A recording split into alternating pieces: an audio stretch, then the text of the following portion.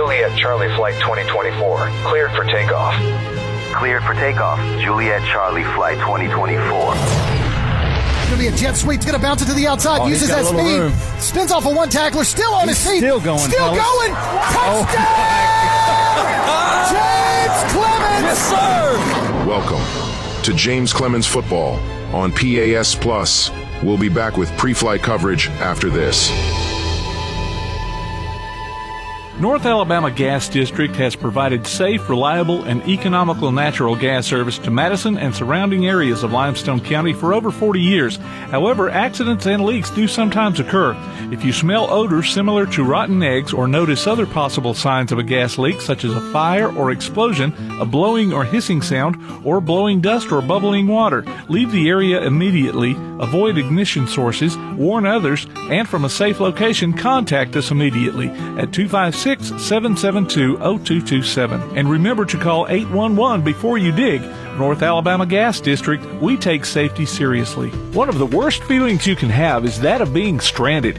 Well, BT's Towing, Tire, and Truck Repair makes that a thing of the past, with 24/7 towing services and roadside assistance in the northern Alabama and southern Tennessee areas. But that's not all. They also offer truck and trailer repair, mobile welding, brake service and repair, new and used tires, and other major and minor repairs. Their name says it all. BT's Towing, Tire, and Truck Repair. For 24/7 response, call 497-8234.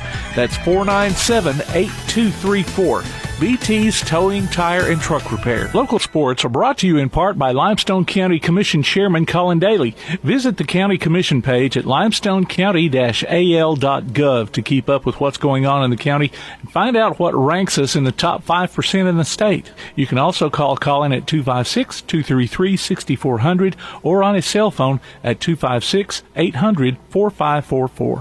When Keith and Amy Richards went on a Greek vacation in 1997, their goal was to create savory foods from simple ingredients. Thus, Tzatziki's Mediterranean Cafe was born with their healthy spin on traditional Greek food in the form of salads, gyros, sandwiches, and soups. Tzatziki's Mediterranean Cafe, located at 105 Brookridge Drive, Suite A, just off Highway 72 in Madison. Open Monday through Sunday, 10:30 a.m. till 9 p.m. Call 724-6554 or visit them online at tzatziki'scafe.com. Tzatziki's Mediterranean Cafe. Originality is our nationality.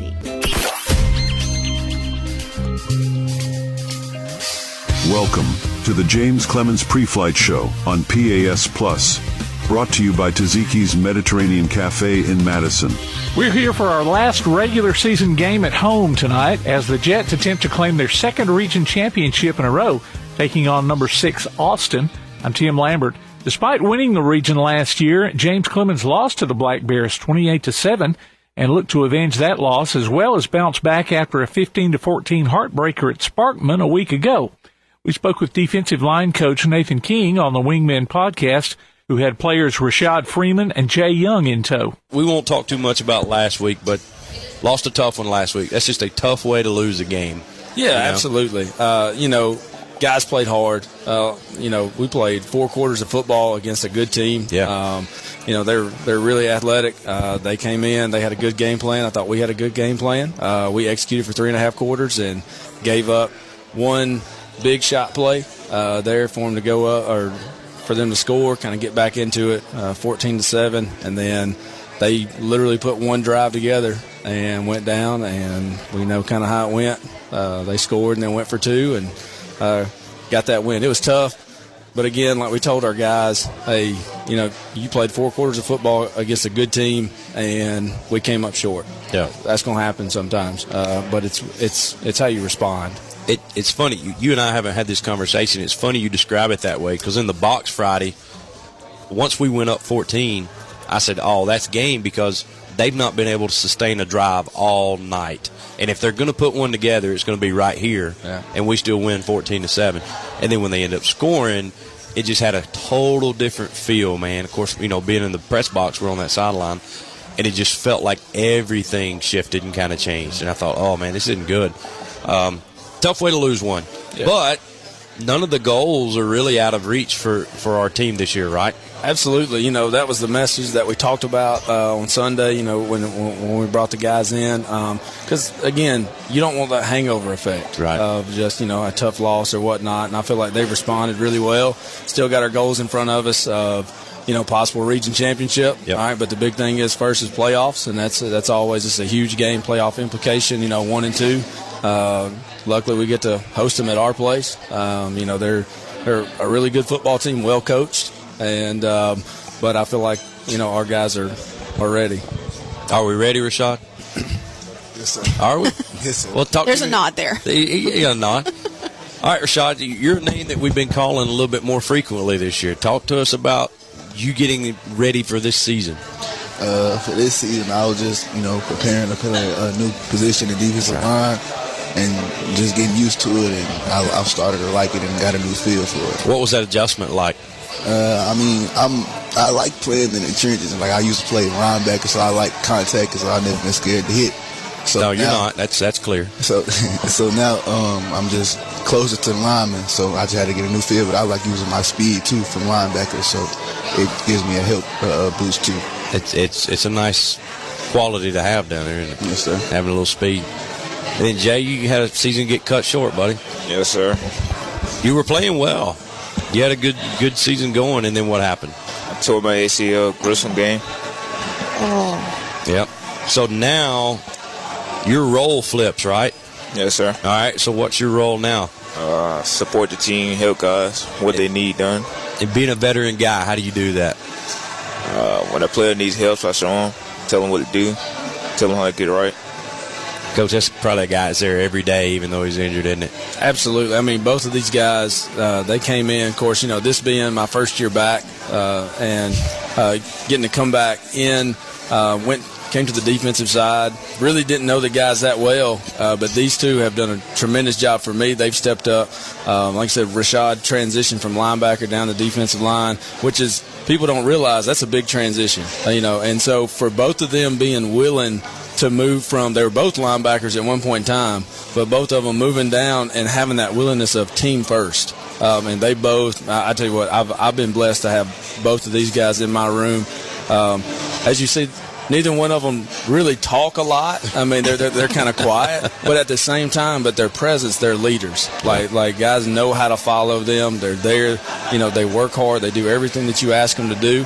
And it was a big loss when we lost Jay, one from an athletic standpoint, all right, because his get off is tremendous. He's a game changer as a speed rusher, and then Rashad, he does a great job of spilling the football, which is it's a sacrifice. Yes. Because you're looking at him. What do you weigh? 205. 205. 185. 185. They're down there, and on the average, we're taking on guys that are 300 plus. And so for both of those guys willing to do that, and they know we talk about three things every day, and they can probably tell you it's effort, attitude, and toughness. Like, that's our standard in our room, and both of them, great effort all the time. Their attitude's tremendous. I coach them hard. They know that. I love them. But at the end of the day, they know that our job is to try to be successful, all right, on and off the field. So their attitude's got to be there, and then just toughness. Both of them. Jay showed up the next day after he tore his knee up and was there, and I told him, I said, hey, I need you in my room helping me coach the guys, because we had to bring a couple guys in because we were kind of thin. Right. Brought a couple guys in, and some roles have changed in our room. But, again, the leadership just continued, and I'm really proud. And, like I said, I love both of these young men. Guys, speak to that. It's something we say every week when we're calling games, is how undersized we are defensively. But you've done a great job. All of the guys have done a great job of really going in there and sticking it to the bigger guy. You don't play like we're undersized. You guys go in there and you force everything. You're working hard down there low. For me, that's kind of like motivation. Like, when I see somebody bigger than me, it's just like, all right, you think you're bigger than me, I'm finna show you something.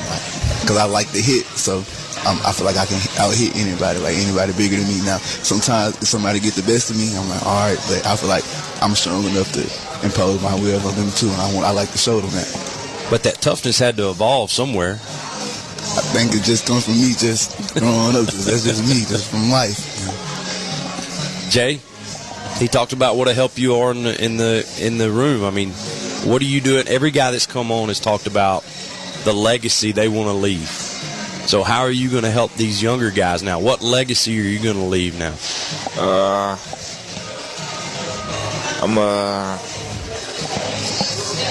The legacy I'm going to leave, I'm going to let them know how much I cared about the team and how much I still care about the team, to be there every day, every morning, and how good I was before and how I'm helping them now.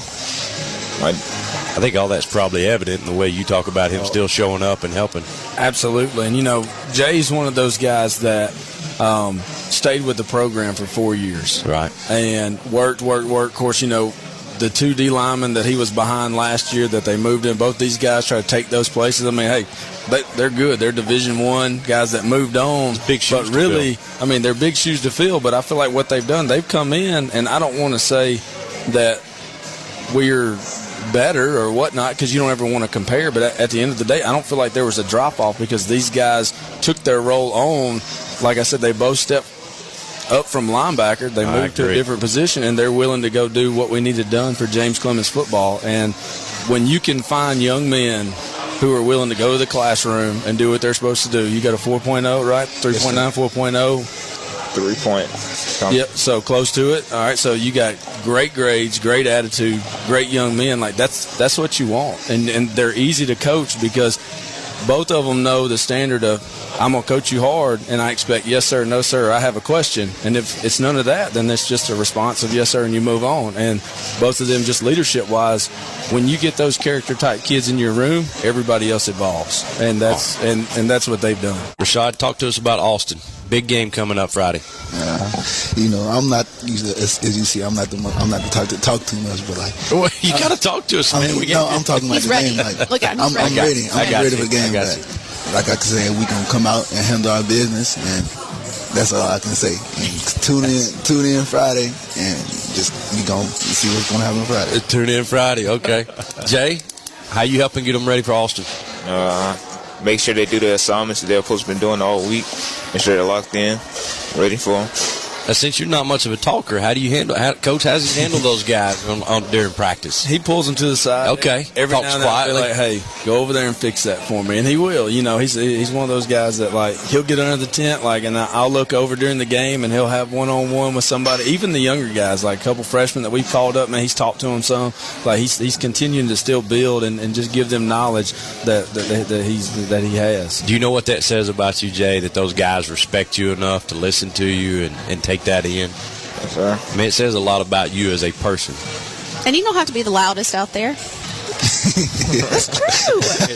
He's not a big talker. No, clearly he's not. Well, I mean, both of these guys let their play do the talking, obviously. Yeah, exactly. So absolutely, that's one of those things. But speaking of Austin, you asked about them, and it's going to be another tremendous opportunity. But also, hey, they're really big up front. Yeah. Like, that's one thing we've talked about all week. Just game planning wise. Of they average 6'2", 6'3", 350 across the board. So I mean, a great challenge. But again, like he said, we don't really look at size. I mean, it's nothing new to us. When you started game one, you looked at Gardendale. Yeah. And we're all looking up. Of course, our nose guards, I don't know, 5'8", 5'9", but he's a tank, though. Yeah, but he's a tank. So like, I call him Travis, and people look around, they're like, "Who's Travis?" I was like, "Well, that's Tank." So that's his first name. But he's fun to coach. But you bring that up. Gardendale we were undersized against Gardendale. Yes. And then week 3 against the other school. Yes. They were even bigger. Yes. Okay. Huntsville had a big line. They did. And then we go to like Spain Park. Yeah, I mean, we were heavily outsized there. Pretty big. But we haven't really given anything up. The guys have played their tails off down there. Yeah, and I think that's just them. For one, for whatever reason, they put enough trust in me to listen to me, and I ask them, to sacrifice and do things that is not always easy. Just like Friday night, hey, at point in times we're having to, basically crawl. It's called a cut. We're trying to cut and play that just because we were kind of getting moved off the ball some because of size-wise, and they didn't bat an eye. They said, whatever you need us to do, Coach. And again, that's just a testament to not just these two guys, but our entire defensive, room. Well, it sounds like attitude, effort, and toughness is paying off for us. We call it EAT. Let the D-line eat, baby. Effort, attitude, and toughness. I love that. it. Yeah.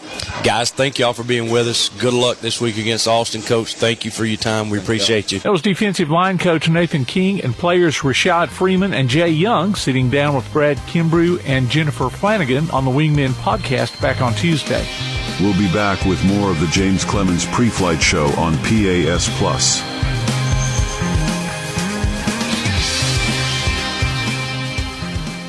Remember the days when you had that one mechanic you could count on time after time? At Madison Automotive, they believe that the key is building lasting relationships with their customers. Their experienced and certified technicians are passionate about providing high-quality services with honest communication and attention to detail. From routine maintenance to major repairs, Madison Automotive uses top-quality parts and state-of-the-art equipment to ensure your car receives the best care possible. Located at 9075 Madison Boulevard, call 256-772-0760. Madison Automotive.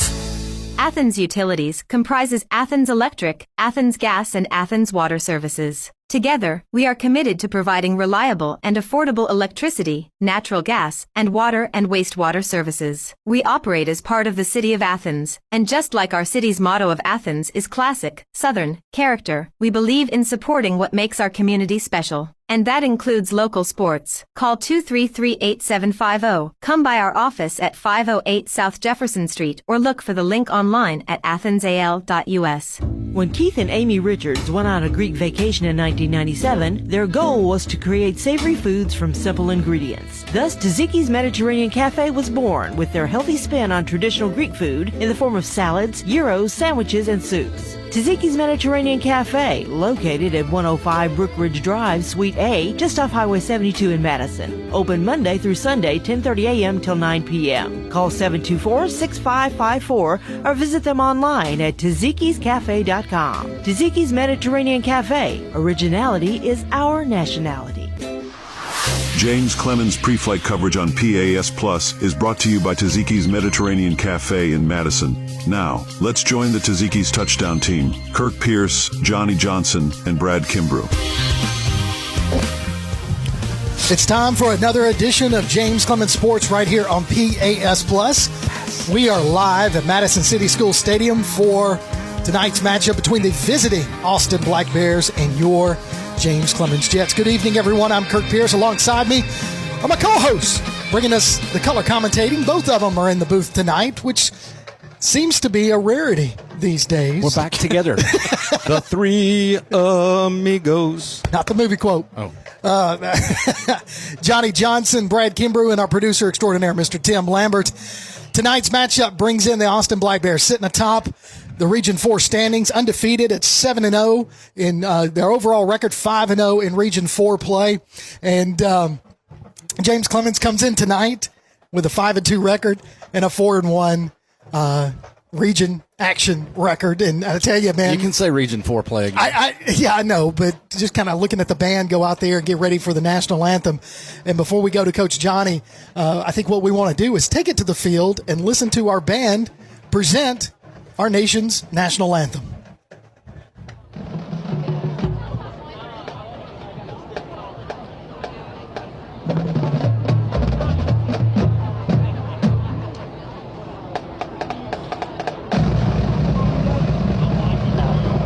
Good evening, ladies and gentlemen, and welcome to our 2024 test flight performance featuring the combined James Clemens High School, Liberty Middle School 8th grade, and Journey Middle School 8th grade band members. Over 300 performers will be performing Seven Nation Army, Nothing Like Being a Jet, and the James Clemens Fight Song.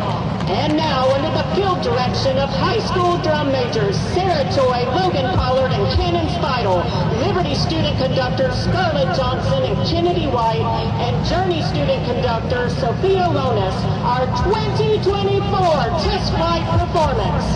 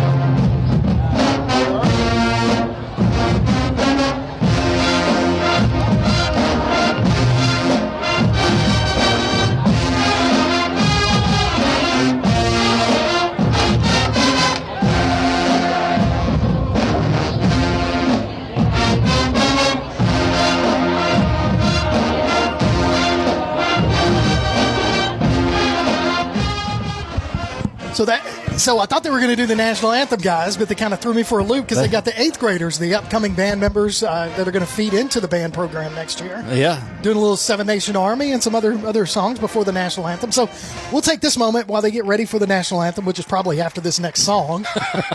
Right as we started talking. As we start talking. But just talking about the records of these two teams coming in, we know what we need to do tonight, Coach Johnson.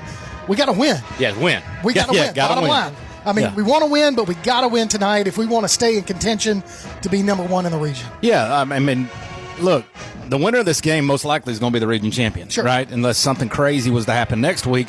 These are the top 2 teams in the region in the standings. They've played that football that way all season. And the big keys going forward for us, can we find a little bit of a passing game? Right.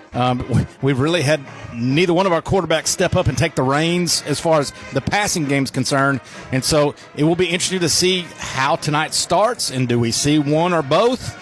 If things aren't going well, trying to figure things out going forward towards the playoffs. And you'd like to see things go crisp and get on the board in a hurry. Now, our defense is going to have our hands full tonight with the athleticism of Austin. Yeah, they're definitely athletic. They're athletic on both sides of the ball. I mean, you talked about our offense. I mean, we've got to find that downfield passing game, and they're going to be facing 2 of the best safeties that they've seen all year long. Defensively, same type thing we've been seeing all year long, where we're going to have to contain what can be a very explosive offense. But you know what? Look, both sides know how important this game is. I think you're going to see our offense really take some shots downfield. We're going to take chances that maybe we haven't in the past because this is it. Everything's on this one. And last week, defensively, we started off strong, holding them to no points, and then by the time we got into the fourth quarter, I think our defense was just exhausted. Probably, yeah. And that ended up being, the game changer for us to lose by 14-13 last week. Now we're going to take it to the field for the playing of our national anthem.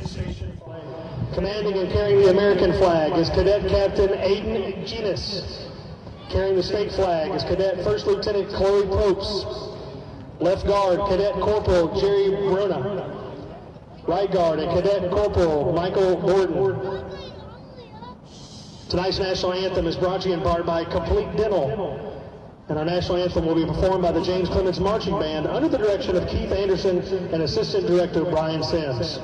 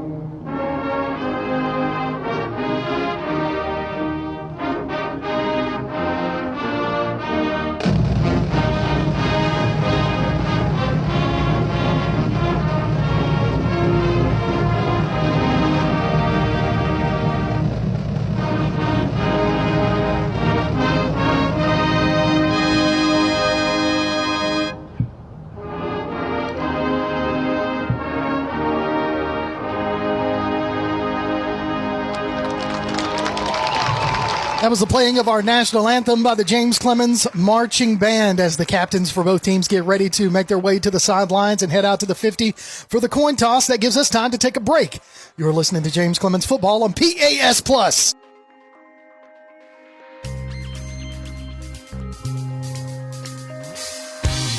This has been the James Clemens Halftime Show, powered by North Alabama Gas District, serving Madison, Muscle Shoals, and Town Creek. Call 811 before you dig. We'll be back with third quarter action on PAS+.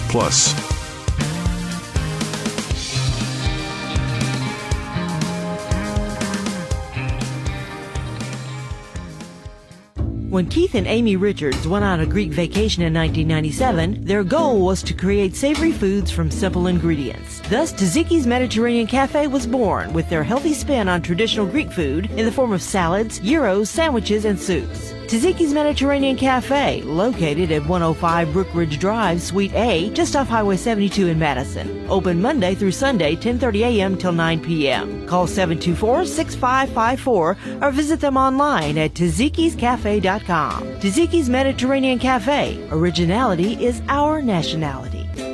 Since 2014, Honest Coffee Roasters has believed that coffee should be both delicious and of the highest quality. Full-service craft coffee shops, locally owned in Madison and Huntsville, they source their coffee directly from farmers around the world, so they know the quality in each cup. And not only coffee, breakfast, lunch, acai bowls, and seasonal treats, too. Order online at honesthsv.coffee. Honest Coffee Roasters, located at 92 Shorter Street in Madison and 114 Clinton Avenue East, number 106 in Huntsville. Honest Coffee Roasters. Whether you're an experienced golfer or a total beginner, Madison Golf Center has the largest, most up-to-date practice range in North Alabama, including a complete teaching center with the best and most experienced instructional staff available at your convenience. Madison Golf Center features the most complete driving range facility around, with a large grass tee area allowing for 100 hitting stations a day with a 14-day rotation. Open every day year-round and located at 401 Lime Quarry Road, between Wall Trina and Hughes Road. Madison Golf Center. Stick around after local high school football coverage this season as we announce our Lawlers Fans of the Week. Just go to pasnetwork.net and register. Then listen during the postgame show of each regular season game as we pick the winner of a $20 gift card from Lawlers Barbecue. The next Fan of the Week could be you from Lawlers Barbecue and Play Action Sports. Wow. Welcome back to James Clemens Football right here on PAS Plus as the captains for both teams make their way out to the 50-yard line for the coin toss. For James Clemens, captains number 44, Anthony Ortiz, number 2, Dylan Laughlin, and the permanent captains 0, Cam Berry, and number 50, Tim Coleman. Sorry. No, that's okay. No, tell us what's going on. I don't know if you know what's going on. Morgan Williams was a football athlete at Liberty Middle School, passed away this year. Oh, that's right. Yeah. They're on campus, and I guess they've got his parents as honorary captains tonight and going to name an award after him for a senior football player who most, I guess, exhibits. That's the word I was looking for. Exhibits. Yeah. The Jet, the county line culture type stuff. So they're going to name that award after Morgan. So that's awesome. That's awesome. That is a great touch. They did a thing for him, for Morgan and his family during the Liberty football game a few weeks ago that I was able to be a part of. And it was awesome to be a part of that and awesome to have them here tonight. Well, terrible thing, is it's a tragedy, obviously, but it's nice that we can honor that young man and another athlete. Yeah, I agree. So James Clemens won the toss and elected to defer to the second half. It seems to have worked well for us. I think so, and Austin is going to receive the ball first as James Clemens getting ready to run behind the student section flags as they are in their complete jet blue uniforms. Man, that looks good from top to bottom. Makes me happy. Austin comes in with white jerseys, white pants, black helmets trimmed in orange. Black and orange are their colors. And so what a nice ovation for that family. Absolutely. They came off. Absolutely. Yeah. Is that Mr. Foy down there? No, it's one of the coaches, I guess. One of the coaches, yeah. And here we go. Listen to the crowd. Oh, they're fixing to go wild. Here they come. The Jets being led out by the student section. By the pink boys. By the pink. They're in their pink painted on jerseys tonight. Never fails to go shirtless and paint on their jerseys. I feel like we keep adding flags. We got an American flag, now an Alabama flag, and all the Jets. So Jets, Jets. They're recruiting more runners. So, again, guys, just, thinking about last week's game against Sparkman, which we lost by 1 point in the last seconds. I mean, what a heartbreaker for us. But, again, you think about the whole time the defense was on the field, and I know that's one of the focuses Coach McGee had this week, getting that defense tied in. You're right, and the defense was probably worn out, just played way too many snaps last week because our offense couldn't get anything going on a consistent basis. You look at like 14, I think it was 14 drives we had, and 10 or 12 of them them at least had some type of penalty or negative yardage or something that killed the drive and ended it. So we can make whatever excuses we want. At the end of the day, you hope that our players come in this week knowing that's a game we shouldn't have lost and use it for motivation to get back on track here and doing the right thing. Well, and the other thing to No, you're good. No, you're good. The other thing to watch, we had some shifting in the defensive backfield last week that I don't know that I realized it during that game. And the big trick play that happened that led to that first touchdown and the fade in the corner were on guys that had been shifted around or were new in the lineup. And so to see if they've had another week of practice or how that kind of solidifies on that back end. Anytime you get shift in the backfield and guys are having to trust each other to be in the right place. Yeah. And so sometimes there's some hiccups with that. And you saw there at the end of the game, the long, a reverse pass or something they had there? Double pass. And then the fade into the corner was on a guy that was new to that position. So high end over end kick by Ortiz. It's going to be short and fielded at about the 13 by number 6. That's Chase Davis. Chase Davis looking to get around the outside. He's got some room to run. He's on his horse. Tries to stiff arm. Finally shoved out of bounds at about the 35. He made two really athletic moves to find that outside space and get around. Listen, we know how athletic Austin is. We can see how big these guys are. I mean, they're good looking, and we know how good their record is. But here's the thing. This could be the deciding factor. I don't know that they've played a competition to the level that we have in Spain Park. And I mean, maybe Gardendale. So, I mean, sure, they've seen the same region teams we have, but I don't know that they've seen that kind of outlying competition factor we have. So let's see what happens. I don't know that we've seen a guy that looks like 71 here on this left tackle either. Holy cow. So Jason Davis is going to be the quarterback. Number 1, he's a tall one, 6 foot, a little over 6 foot, is going to do a read option handoff to number 20. Fuqua is going to be brought down after about a 5-yard pickup to the 40-yard line, so it'll be 2nd and 5. And right where we left off last week, what a job Gage Olander's done over the last few weeks of setting that edge, forcing that guy back up inside, and that time he even got off the block and made the play. Yeah. He's come a long way this year. So go ahead. No, just excuse me. Sorry. So second, they say 6 yards. He only picked up 4 on that run. So 2nd and 6, got to get to the 46-yard line for a first down. Shotgun formation, high snap, going to be a handoff again to Fuqua up the middle. Fuqua's quick, gets through the middle, finally brought down in the secondary to the 40-yard line as he crosses into James Clemens territory for an Austin first down. First play of the game, he kind of strung it out, looking for a good hole or a crease to get up inside. That time it's just direct behind the guard. And, man, the way he kind of maneuvered his way up through there. We've already got a guy down. Yeah, we got a guy down in the secondary. Looks like it's going to be 15. Yeah, that's going to be Miles Taylor. Looked like he got hit in the stomach. Yeah, probably got the wind knocked at him a little bit. He was in on that tackle right there, yeah. Probably took a helmet straight to the gut because Fuqua did lower his helmet a little bit. And he's a big boy. He is not small at all. The extra pink, though, he looks like a Tums advertisement. So splits to the near side. Yeah, splits to the near side. That's 2. Got 1 to the far side. Fuqua's in the backfield along with Davis.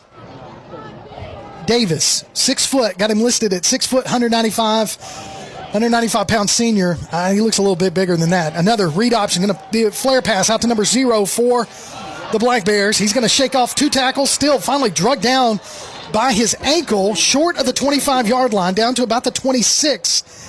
Is number 0. That is Kenneth Joshua, the wideout for Austin. Well, and I think one of the things, talking to some of the coaches this week and some of the players, Davis, the quarterback, this is probably the most athletic quarterback we've seen with that kind of size, and he's got some arm strength. So he clearly it's does. Kind of that combo that we haven't seen. We've seen athletic without throwing. We've seen a guy that can throw and didn't run around a lot, but he's a guy who's going to be in trouble tonight. So he's going to give it off to Fuqua. Fuqua's got some blockers on the outside, cuts it in, past the 20, still on his feet.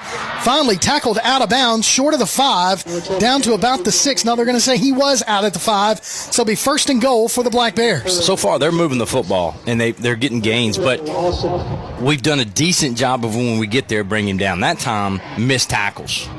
I mean, we had 2 opportunities to get a tackle on that guy, and we didn't. We can't have that against this type of offense. No, and he's explosive, so if he bounces off 1 or 2 and has space, we will be in trouble. So he's picking up some really good blocks by his wideouts on the outside, and it's really locking up our corners, and that's how he's able to get so much room. So they're going to spread us out wide again, 2 to the near side. Early snap. That's going to be a false start. Yep. So that's going to move Austin back, and so it'll be 1st and goal still from the 10-yard line. Well, we talked about taking chances. Defensively, we need to do things like that. We need to shift and stem and move, and our front move and realign, and backers come up in their face and then drop me.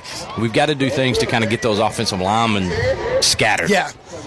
So 1st and 10 from the 10-yard, or 1st and goal from the 10, as one of the things I'm noticing with Austin, I mean, they are truly bringing their wideouts way out, taking our corners away from the play, so that gives, Fuqua a lot of room on the outside. Two things, yeah, you can create bigger lanes, right, for your running back, and two, you got a quarterback that can obviously make those throws. Yeah, another high snap. It's going to be a read option. Fuqua up the middle, dances his way, sidesteps back up past the 5, down to about the 3-yard line, brings up 2nd and goal from the 3 with 10 minutes left to play in the first quarter. You can see how quick he is just in small spaces. It looks like we've got guys right there on him, and all of a sudden he's just out of arm reach, and gets 4 or 5 more yards. Well, two things. I think the offensive linemen have us in a position where we can't get off those blocks to go and make a tackle. And then two, if he's being shifty and explosive like that, you're not going to get a good shot on him. So it looks like we're going to have a first timeout of the ball game, and it's going to be Austin that calls their first timeout. So listen, you can go online to the PASplus.net and enter your name for Timeout with Taziki's, and listen during our first timeout of each James Clemens game as we announce the winner of a gift card, actually a chicken dinner for 4, family feast at Taziki's Mediterranean Cafe, just off of Highway 72 in Madison. Tonight's winner is Cat Jones, K-A-T. Cat Jones. Cat Jones is the winner of our Timeout with Taziki's. Congratulations, Cat. You have just won a chicken dinner feast for 4. What, do we know what's in that chicken feast dinner for 4? Chicken. Well, I know, but is it like the chicken roll-ups we had for dinner tonight? Because those are outstanding, by the way. They are fantastic. Dip them in that little bit of salsa So they give you. It's good stuff. And roasted potatoes. And for a Mediterranean place, that salsa is one of the best around. Oh, it's really good. So, Cat Jones, you are our winner of Timeout with Taziki's.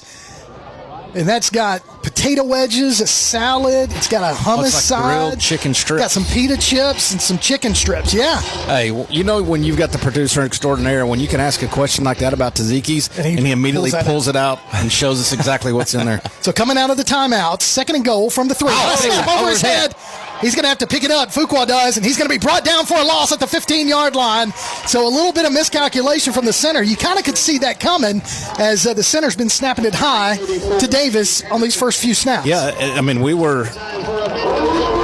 Oh, not Cat Jones. Uh-oh. We may have got that name wrong. That got put in wrong. Oh, Brian Jones? Is he joking? Or Brian didn't get that one. Brian Jones over here trying to say it's Brian Jones, not Cat Jones. Cat Jones, sorry, Brian. Brian wants that chicken dinner for 4. So a loss of 10 on that. So it brings up 3rd and goal from the 15 as they go into 2 wideouts, 1 split to the far side. Davis is going to roll out to the near side. He's going to throw it. It's going to be deflected and knocked down.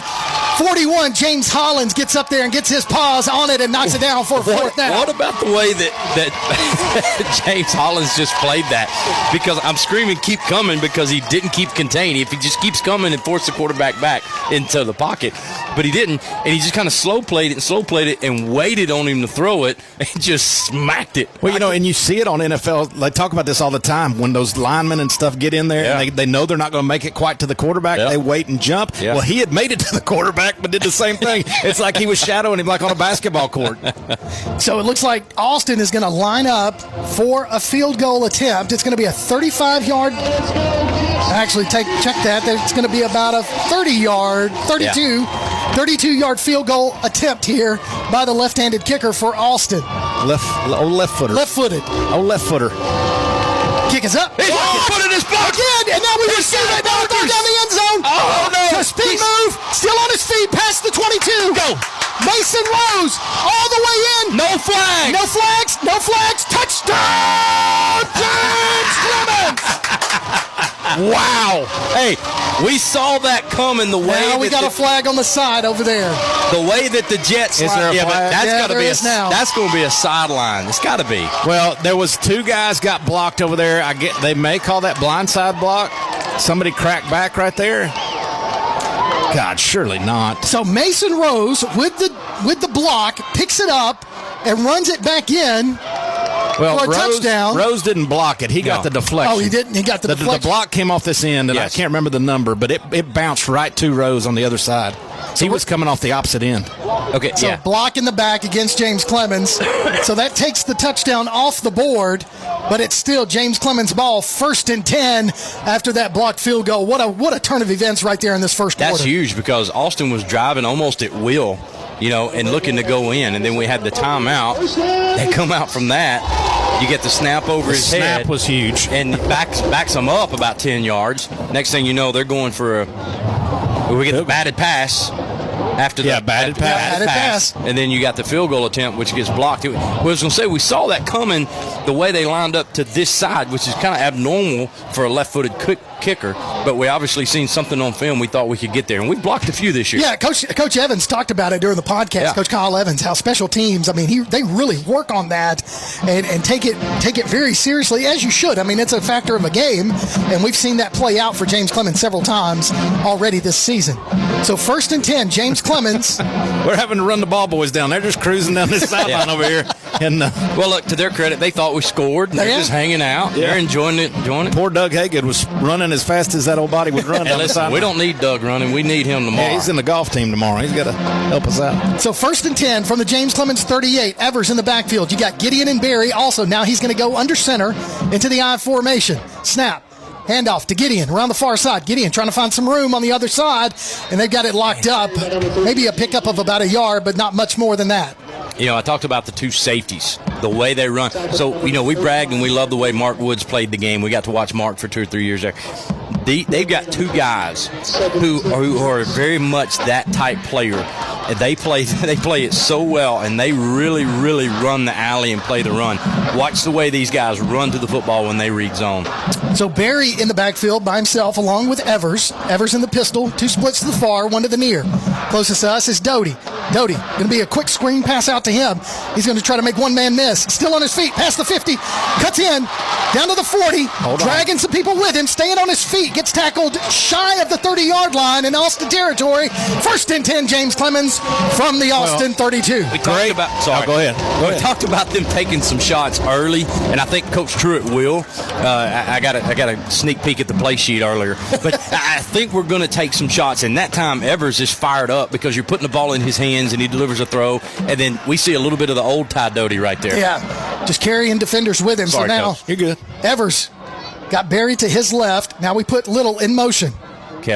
Kelly, thank you. Little is split out. Evers taking it himself up the middle. Finally hit at the 30-yard line, but not much more than that. Picks up 2. Be 2nd down and 8 for James Clemens. What I was going to say on the last play, the play design was great, too, because we got Doty one-on-one. We've done a lot of those quick screens with multiple guys trying to block in front of him, and they've kind of got bogged down the last couple of weeks. Yeah. Now we're one-on-one out here on the wide side of the field with room for Doty to work, and that works in our advantage. It's a huge part. Yeah, it's a great and back to that play, that's something we haven't seen a lot of, that Evers runs better than Gill did. And so you may try to see some quarterback keepers here and there. So now Barry in the backfield to the left of Evers. Doty and Little split to the near side. Now Barry goes to the right. It's going to be a fake handoff. Now pump fake. He's got Little beat. Oh! In and out of his hands. He stretched out as far as he could, but just out of his reach there in the end zone. I'm going to tell you, that was sorry. No, I'm just going to say, I'm watching Little out here. He got hung up just a little bit getting off his defender. Yep. The throw was perfect. Yes. He went right over the top of 2 defenders. Yes. And Little had a shot. If he doesn't get hung up on his break, that's right, hits him right in the hands. No, I was going to say, that may be the best throw we've seen Evers make, because he had to put it over the top of that safety. Yeah. And Little had his corner beat, but man, tough break right there. The corner just held him up too much. Yeah, when he broke, it's almost like he had a hold of his jersey right there for a second. May have, but he did not get off of it real clean. There's another shot. So here we go, 3rd down. Now James Clemens wants to take a timeout. It'll be their first timeout of the first half. Whew. And with that, we'll take a break. You're listening to James Clemens Football on PAS+. North Alabama Gas District has provided safe, reliable, and economical natural gas service to Madison and surrounding areas of Limestone County for over 40 years. However, accidents and leaks do sometimes occur. If you smell odors similar to rotten eggs or notice other possible signs of a gas leak, such as a fire or explosion, a blowing or hissing sound, or blowing dust or bubbling water, leave the area immediately, avoid ignition sources, warn others, and from a safe location, contact us immediately at 256 866-772-0227. And remember to call 811 before you dig. North Alabama Gas District, we take safety seriously.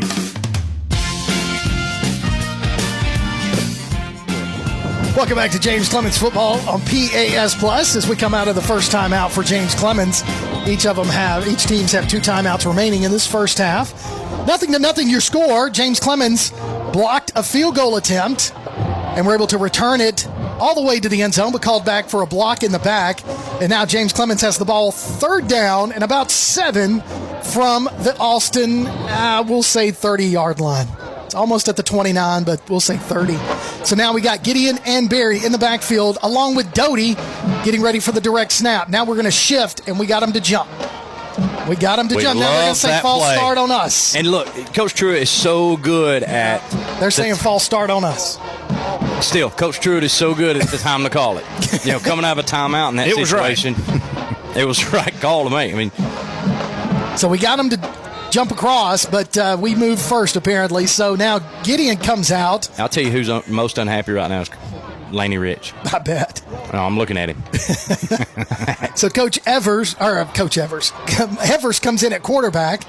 He's got Barry to his right. Now he puts Doty in motion from left to right. Now Little and Doty split to the near side. Evers going to roll out close to us. Pump fake, throws to the end zone. He's got Little in the just again misses his target there in the end zone. Well, I'm not sure what happened on that route. I looked up at Little late, but it looked like around the 15 to 10-yard line, he worked towards the outside, towards the what is this, out of bounds? Yeah. And the throw was right over down the middle. Towards the middle, so he had to make an adjustment. I'm not sure if there was just miscommunication or the throw was off where it was supposed to be.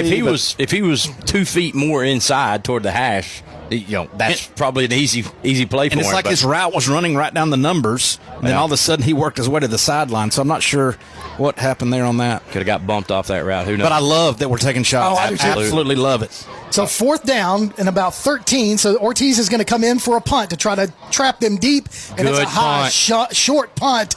And they're going to wave fair catch and at field the 11. Yep, at the 11-yard line. Yep, 11. So it'll be 1st and 10, Austin from their own 11, not lemon. Well, you still stuck on them lemon cookies from Taziki's earlier. I am. So you can go online to PASplus.net and, like I said, enter your name for all kinds of things, but you can check out the PAS Plus mobile app. It's your connection to all of our live streams along with scores, game archives, and a whole lot more. Go online to PASplus.net for the download links. Man, good first quarter right there by several of our guys. You have the rest of your life to be mediocre. So we have this opportunity to play like gods. And that's what we want. That's what we want. This half of football. So we'll tell you the meaning behind that here in just a minute.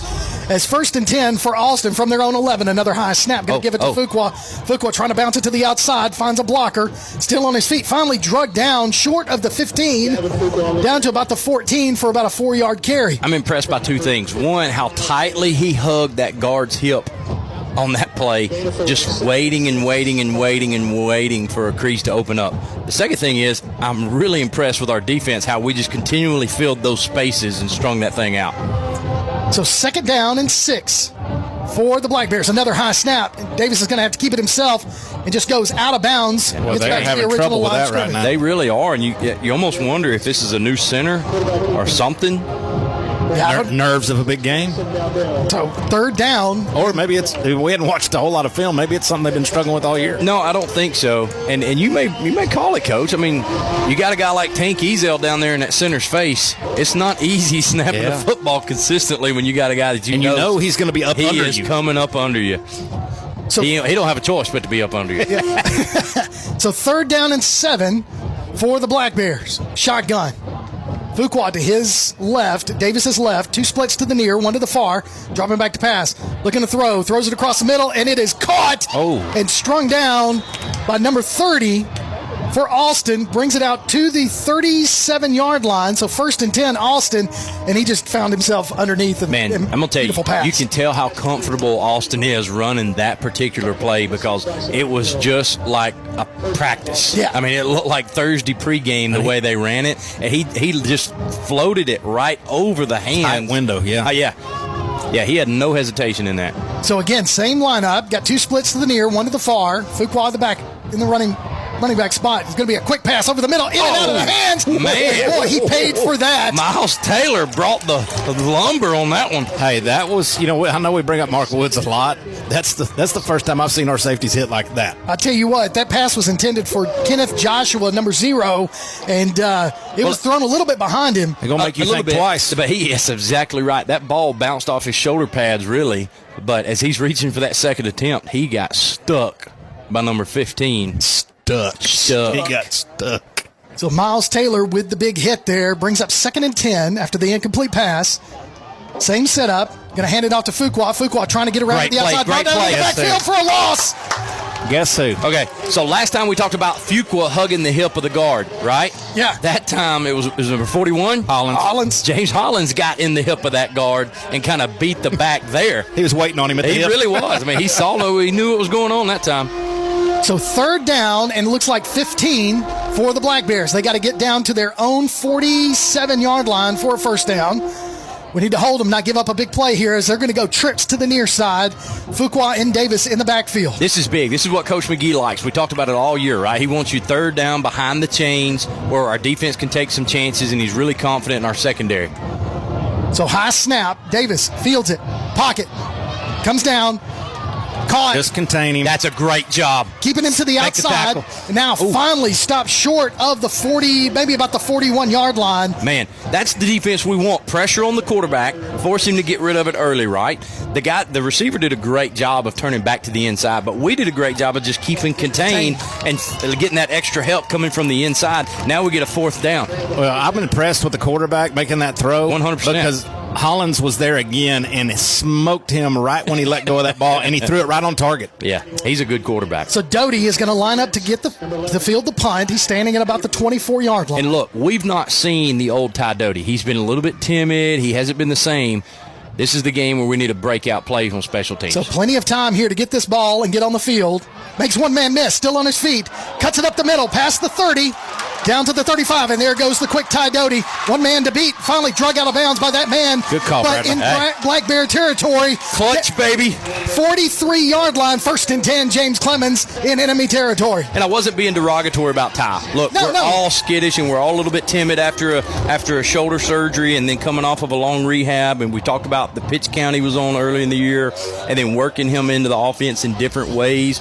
But special teams, he's not been that same guy. And here we are in week 8. Yeah. Right? So it's... Well, you know what I related to? Last year we had Davenport and Bush, 2 of our top arms coming out of their junior year. Yeah, good Yeah, call. we're banged up early, and by the time we hit playoff time, they were full throttle, and it was good for us. Quick count. We got them outnumbered. So Gideon trying to find some room, just cannot find any space to make a move. Still picks up no yardage on the play. 2nd down and 10 for James Clemens. You know, the tough thing is you want to get 4 or 5 yards right there to give yourself some comfort in taking in more shots. Yes. Instead of being in that 2nd and long, and now you're going to think, well, if we go incomplete, is it 3rd and long? Yep. Like if you're at 3rd and 5 here, maybe you take a shot in the middle of the field again, knowing you only need 5 yards. Well, again, like you said, Coach, if you get to 2nd and 4, 2nd and 5, you feel much better taking those chances. So Doty and Little split to the near side. You got Barry in the backfield with Evers. Eisenbach comes in motion. Snap. Hand off to Barry. He's looking for a hole. Cuts it in the inside. Still on his feet. Makes another man miss. Penalty flag on the play. Probably going to go against James Clemens. Yeah, we see Ryan Day. Ryan Bland. Ryan Day's the head coach of Ohio State. Yeah. So, yeah, Bland had his guy in the backfield and just kind of laid on him. So it's going to be a hold against James Clemens. Going to replay 2nd down, even though we only picked up a couple of yards on that play. Well, not to overstate the obvious, but these are the kind of things we can't have if you're going to stay in this game. You know what I mean? We can't have those penalties. We can't have negative plays offensively. We've got to be efficient, even if we're not scoring drives. You know what I love about a young quarterback? He hustled, didn't he? They pulled him out and running this Wildcat set, and he is sprinting off the field. Oh, yeah. He made that pass, the play earlier. He's sprinting down to the end of the play. He's fired up, man. Loves it. So Doty is going to go Don't change. That's the deal. Don't change. Doty's going to go in at quarterback, puts Barry in motion. He's going to keep the ball himself, looking for a place to move. He does. Inside. Picks up a couple of yards down to the 50-yard line, past the 50, into Black Bear territory. And it's going to be... Man, we were about one block of turning a guy back inside of that going for a lot of yardage. When he had to cut it back to the inside, he ran into a lot of traffic. If we could have sealed one more guy to the inside, he'd have gone a long way. Well, and it's Cam's block that we're looking to spring him on, but that is hard to do. When you're running full speed across the field and you're trying to time up and angle a block, that's hard to do. And Cam almost did it. So 3rd and 16, we're at our 49. Got to get down to, their 49. We got to get down to their 33. I'll get it right. Evers dropping back to pass. Plenty of time. Throws a nice little sidearm over the head of A.J. Little. Brings up 4th down. He's not happy with himself. That's one of those as a pitcher. You're trying to throw that change up, and you get the elbow up under it, and it just sails on you. That's what that pass looked like. Elbow dropped down a little low, and he just sailed uphill. So that one got away from Evers, and that's going to bring up 4th down. So 4th and 16 as Ortiz comes out to punt, again, to try to pin Austin deep into their own territory. Well, this is the type game that, you kind of expect. It's field position game so far in the first quarter. So they have put 10 people on the line, and they are bringing it, and they get it off just in time as he's going to call a fair catch at the 15-yard line. They sent the house, and Ortiz was able to get it off. They did. We talked about both teams taking chances, right? This is big.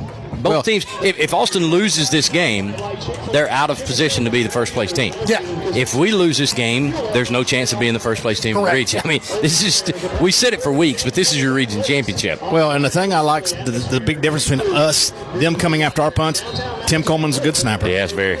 Ortiz can get rid of it quickly if he needs to. Because quickly, and we get the snap quicker. I watched their punt team a minute ago, and you had that nice and easy snap that came back there, and it kind of floated to their punter, and we've got a chance to come get one if we want to. Oh, yeah.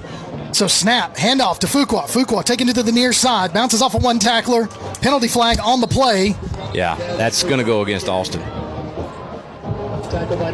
So we'll see what the call is here. Looks like it's a hold against the Black Bears, so we're going to move them back a little bit further. Back it up. Back it up, Terry. Back it up. So listen for the in-flight movie quote during our James Clemens coverage. Here, what we're going to do is go ahead and give you the movie quote, and then you listen for it during our play-by-play coverage, and when you hear it, text your name and the title of the movie. You want to hear the quote again in Johnny Johnson's silky smooth voice? 256-434-1727, and you can win a $10 credit to Honest Coffee Roasters. Johnny, what is that quote? We have the rest of our lives to be mediocre, but we have this opportunity to play like gods for the next half of football. So there you go. That's going to be the quote. We'll say it at some point in this broadcast, and you be the first one to text the name of the movie and your name to the number 256-434-1727, and you could win a $10 credit to Honest Coffee Roasters. Clearly the longest quote we've ever used. Yeah. So the first down play fell incomplete. No. Yes. And so it'll be second down and about 20. Perhaps. 2nd and 20 for the Black Bears as the ball is marked at their own 8-yard line. This is great position for us right here. 2nd and long. Whatever they do, you want to see us get some pressure right here. Like a turnover right here. Going to hand it off to Fuqua. Fuqua got some room on the outside. Blows past everybody. Yeah. And finally goes out of bounds as he picks up about 25 yards on that carry. Yeah, I couldn't see who the initial guy was to come up at the line of scrimmage. Was it 15? Yeah, Miles Taylor. Miles came running hard, and you appreciate the effort, but you've got, with a guy like this, you have got to close that off fast. So after the first down run, or the second down run there by Fuqua, brings up first down as they are at their own 28-yard line. Again, Austin, so fast. 2 splits to the near, 1 to the far. Davis and Fuqua in the backfield. Davis takes the snap, keeps it himself this time, runs up the middle. That's what I've been waiting on. Plenty of room for him to cut it to the outside, still on his feet, past the 50. Now he's going to have to go out of bounds in James Clemens territory down to about the 43-yard line. First down, Austin. You can tell that guy's comfortable with the ball in his hands. Yeah, and he kept giving it to 20, and you just wondered when he was going to pull it, and it was right there. It was his for the taking that time. So after that big run there by Davis, the quarterback, brings up first down and 10. in James Clemens territory down to the 43-yard line with 1:47 remaining in this opening quarter. No score so far.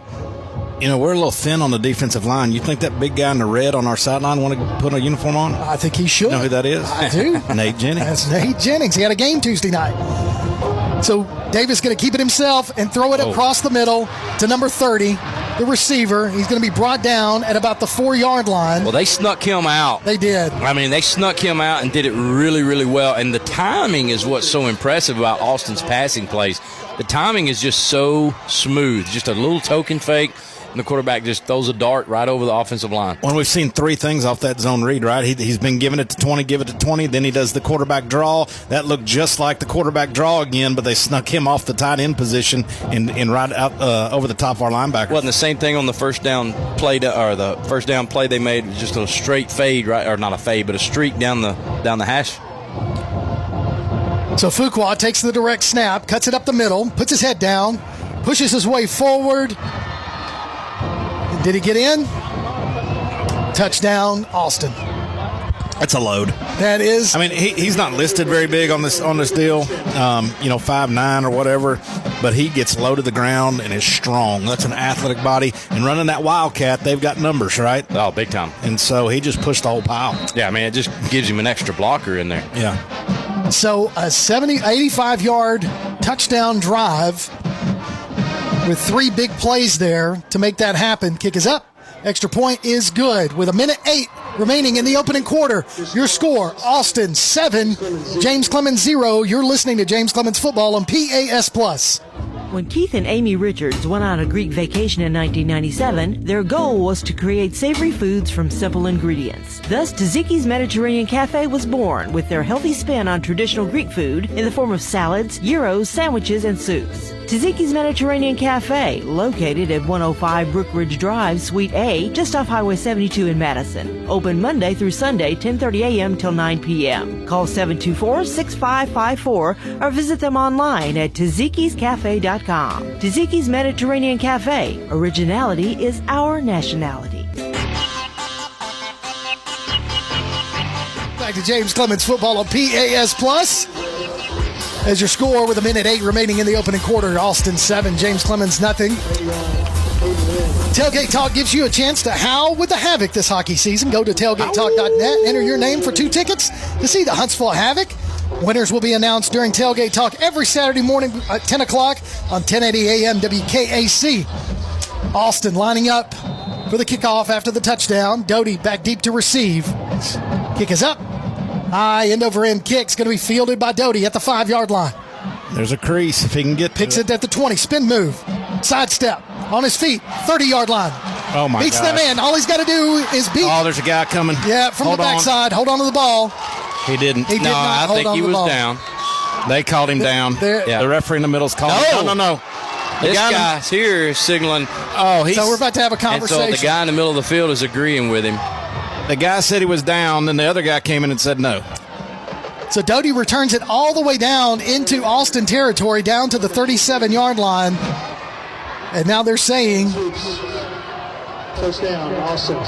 yeah, they're going to say it's a fumble. So Doty got it punched in from behind on that one guy that you were talking about. And it wasn't so much punched in from behind. He's being brought down, and maybe as he came down on top of the other guy, and then the ball comes loose or something. It's always a dangerous deal. He was being slowed down by a guy in his face, and the guy was coming from behind, and that's always dangerous because that guy from behind is kind of blindsiding you. You get hit, and you're not ready for that. No. So with the turnover, first of the night for either team, 1st and 10, Austin from their own 36-yard line. So they're going to fake the handoff. Screen pass out to number 4. It's going to be caught, and he's going to be brought down quickly at the 40-yard line. So a pickup of 4 on that play brings up 2nd down and about 6. And Rose did a good job of closing the gap there in a hurry. Didn't give him room to work once he caught that ball. So now we're under a minute. Actually, we're under 45 seconds.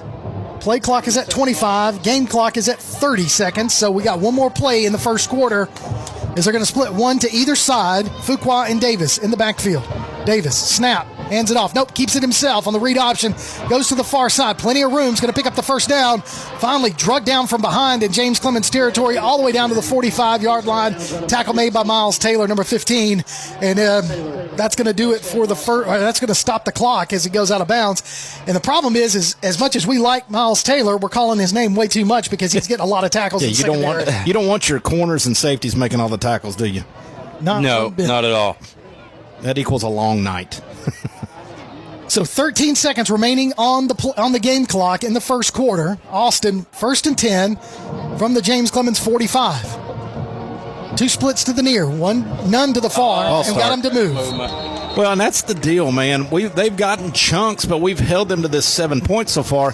We've had some really big plays, like momentum-changing plays, and we find a way to kind of shoot ourselves in the foot. Yeah. Whether it's the fumble right there, it was the block in the back on that deal. Yep, the blocked field goal return for a touchdown would have been huge because now you're on the board first. Oh, absolutely. You know, and you also, put their offense back on the field. We missed a couple of passes in the end zone, too. Yeah. So, we just got to get it together. 1st and 10 from the 1st and 15. Swing pass out to number 5. He's got a blocker. There was a hold, but they're not going to call it. Definitely a hold. Great job of getting off that block, though. Yeah. You had to fight off that block, and he did. So Mason Rose fought off the block and pushes the receiver out of bounds. I mean, fought off the block almost feels like an understatement. It really does. So that's going to do it. Falls off the blocker. Paws off. Anyway, that's going to do it for the first quarter. It's time for us to pay some bills. We'll take a break. When we come back, second quarter action. You're listening to James Clemens Football on PAS Plus. Local sports are brought to you in part by Limestone County Commission Chairman Colin Daly. Visit the County Commission page at limestonecounty-al.gov to keep up with what's going on in the county and find out what ranks us in the top 5% in the state. You can also call Colin at 256-233-6400 or on his cell phone at 256-800-4544. Keep up with local school, travel, youth, and amateur sports throughout the week with the Play Action Sports Update. Listen weekday mornings at 7:30 and weekday afternoons at 1:30 and 3:30 as we bring you the latest scores, news, and announcements from Limestone County and surrounding communities. That's the Play Action Sports Update 3 times a day, Monday through Friday on 1080 WKAC. Welcome back to James Clemens Football on PAS Plus as we get ready for second quarter action here at Madison City School Stadium. Austin on top, 7-0. As Austin has the ball, second down, and looks like 11 from the James Clemens 44-yard line. No, check that, 46. Let's go back to what Coach Johnson said before the break. All right. 2 really, really big momentum-shifting plays that ended up not going in our favor. The blocked field goal that got returned for a touchdown, bring back because of penalty. Ty Doty's return right there that puts us down inside the 40. Yeah. And when you end up losing the ball on what may or may not have been a fumble, it's hard to tell. But if we get inside the 40 right there, now we're just play calling to get us in field goal range, right? To get points on the board. So now you're looking at a 7-3 game. You know, imagine if both of those had went our way, you're looking at a potentially 10-7 game pretty easily. Yep. So second down and 11 for the Black Bears. Going to be a fake handoff. Davis going to take a shot to the end zone. He's got his man wide open. Caught. Touchdown. Wow. Okay, they sold the fake extremely well, and he sat up there really tall after he rolled out of the pocket, and he did not hesitate. Threw a dime into the receiver's hands. Yeah, that's a pretty good throw. Gosh. And our defender got fooled on that double move. Yep. So with the extra point try, that'll increase Austin's lead by 1. We'll see what happens here on this try. We've been known to block some. We have been known. So Austin lines up for the extra point. With their wrong-footed kicker. Yep. Snap, kick, up, and through the uprights. With 11:51 remaining in the first half, Austin with a 2-touchdown lead, 14-0 is your score. You're listening to James Clemens Football on PAS Plus. At Walk-On Sports Bistro, our love for the game, community, and heart of a walk-on make you feel like family the moment you walk in. Wings, shrimp, and burgers made from scratch, wall-to-wall TVs, and signature drinks. Founded by 2 LSU walk-ons, Walk-On Sports Bistro brings the cuisine, the culture, and the community to life. Always fun, never forced, and our doors are open to anyone. Walk-On Sports Bistro, 8368 Highway 72 West in Madison. Walk-On Sports Bistro. I can't do it for my. Welcome back to James Clemens Football on PAS Plus. 11:51 remaining in the opening half. Austin's opened it up with a two-score lead, 14-0 your score. No sweat. We got them right where we want them, boys. So now Doty lining up to field the kickoff after Austin threw a 41. They ain't kicking to They're Doty. not going to kick it to him this time. Lively's going to field it at the 25, tries to bounce to the outside, gets to the 30, finally brought down at about the 31-yard line. So that's where we'll start, 1st and 10 from our own 31. And smart job by Austin. I mean, look, you got a 14-point lead. You can change a lot of what you do and take some chances on the conservative side. Give James Clemens the ball on the 30. Sure. That's way better than taking the risk of Doty turning one into a touchdown. Especially like a while ago when he didn't have much. No. There was a crease in the middle, and he didn't really go to that crease. He spun, moved, and came back to this side. Well, 2 times we've seen Doty look like the old Doty on a punt return and a kickoff return. So now we're going to go stacks to the near side. Evers going to take the ball. Pump fake. Looking to throw to Doty. That one's thrown, and it's picked off. Yeah, it was just too short of a throw. And it's penalty flag, so I think we're going to get a holding on Austin. That's a pick 6 on the way, but he's going to be tackled at the 20. Well, I'm not sure the timing of that throw. Maybe he couldn't get out of his pocket. He couldn't get out of his break, maybe, and because Evers threw that ball really inside for where the receiver was. He threw it really inside to the middle of the field based on where the receiver was. So I almost wonder if this is a pass interference call. Well, because they didn't allow the receiver to get out of that break. Get to it. Yeah. It looked like he was trying to come back to the middle of the field, and that held him. It must be because Coach Perkins is out on the field. He's not happy about the call. Well, and here's the other thing with a young quarterback, that play was not there. No. They tried to run the double move. Both their guys ran with our guy. And he would have to have a cannon of an arm to get it over the top and drop that in. That's one you really want to eat. And they waved it off. Waving off the flag. Wow. So our second turnover of the night is an interception that's returned all the way down to our own 20-yard line. Well, here's what you can't do. Don't stop taking chances now. No. You're down 14-0. If anything, take more chances defensively and offensively. Well, and my deal is, look, even if this gets out of control a little bit, let that young quarterback throw. Absolutely. Like, let find these out guys now. Play. Yes. Find out now. Because ultimately, we're trying to get ready for a playoff run, regardless of the outcome here tonight. So 1st and 10, Austin from the James Clemens 20-yard line. They're going to go with what they've pretty much gone with all night. Fuqua in the backfield with Davis. 2 splits to the near, 1 to the far. If it ain't broke, don't fix it. Going to be a quick pass over the middle to number 0, and he's going to make one man miss, get in the end zone, touchdown. Miss tackles. So one-play drive puts Austin up by 3 scores now. And I tell you, they are so efficient offensively. Yeah, and this is something we haven't seen all year. Not this efficiently. I mean, Spain Park was really, really good. Offensively, really big up front, like Austin is really big up front. Good quarterback, good running back. But they did not have the kind of time. Of course, we were playing in the monsoon. I was about to say, there was sideways rain. So the kick is up, and the extra point is good. Yeah, with similar teams. Yeah, very similar. But hurricane force winds and sideways rain will mess you up. So listen this football season for the Wingman, where we'll talk to James Clemens coaches and players every week live from Walk-On Sports Bistro in Madison. You can hear it on your PAS Plus mobile app, on your Alexa device, and online at jcwingman.net.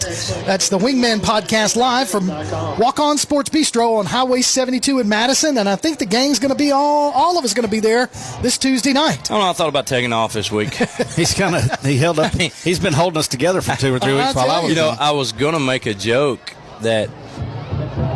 I've been the most consistent, something to the effect of that. And, what was we going to do if I wasn't there? But I thought, Tim's really the guy, because if Tim's not there, we don't have a show. Yeah. I feel like we're replaceable at any moment. Well, we've proven that. We brought in Clay. We brought in Jennifer Flanagan. I mean, we let Daniel Clark pretty much have a podcast. Yeah, Daniel. He was after it. He got after it. He's a great guest. So Doty's sitting at the 5. It's going to be a high kick again to Lively. He's going to field it at his 17. Trying to make some people miss, and he does. Bounces it to the outside. Hold on to that football. He gets tackled short of the 50-yard line, down to about the 49. Man, but he had so a good chance. return. Yeah, absolutely. But that, again, you could see that defender coming in from behind, and all he does is do a swing at the ball. And it's not, Go ahead. We've been doing this all night. Like we haven't been together in a few weeks. Well, we have missed each other. No, but it's just like you're doing that to get it away from Doty, but it's not like Lively's some slow-footed tight end. You're right. He's he's our slot receiver. Guys, we're used to seeing MJ Gideon run the ball well. We're used to seeing him lower his head and deliver a blow. I've never seen him hit anybody the way he hit that guy on kickoff return. I saw that knock his helmet off. Yes, he almost decleated that kid. Well, now Gideon, new quarterback. Yeah, Gideon's in the backfield in the I formation. Barry, the up back. Evers under center. Makes the snap. Now hands it off to Gideon. Gideon lowers his head down to about the 45-yard line. New quarterback.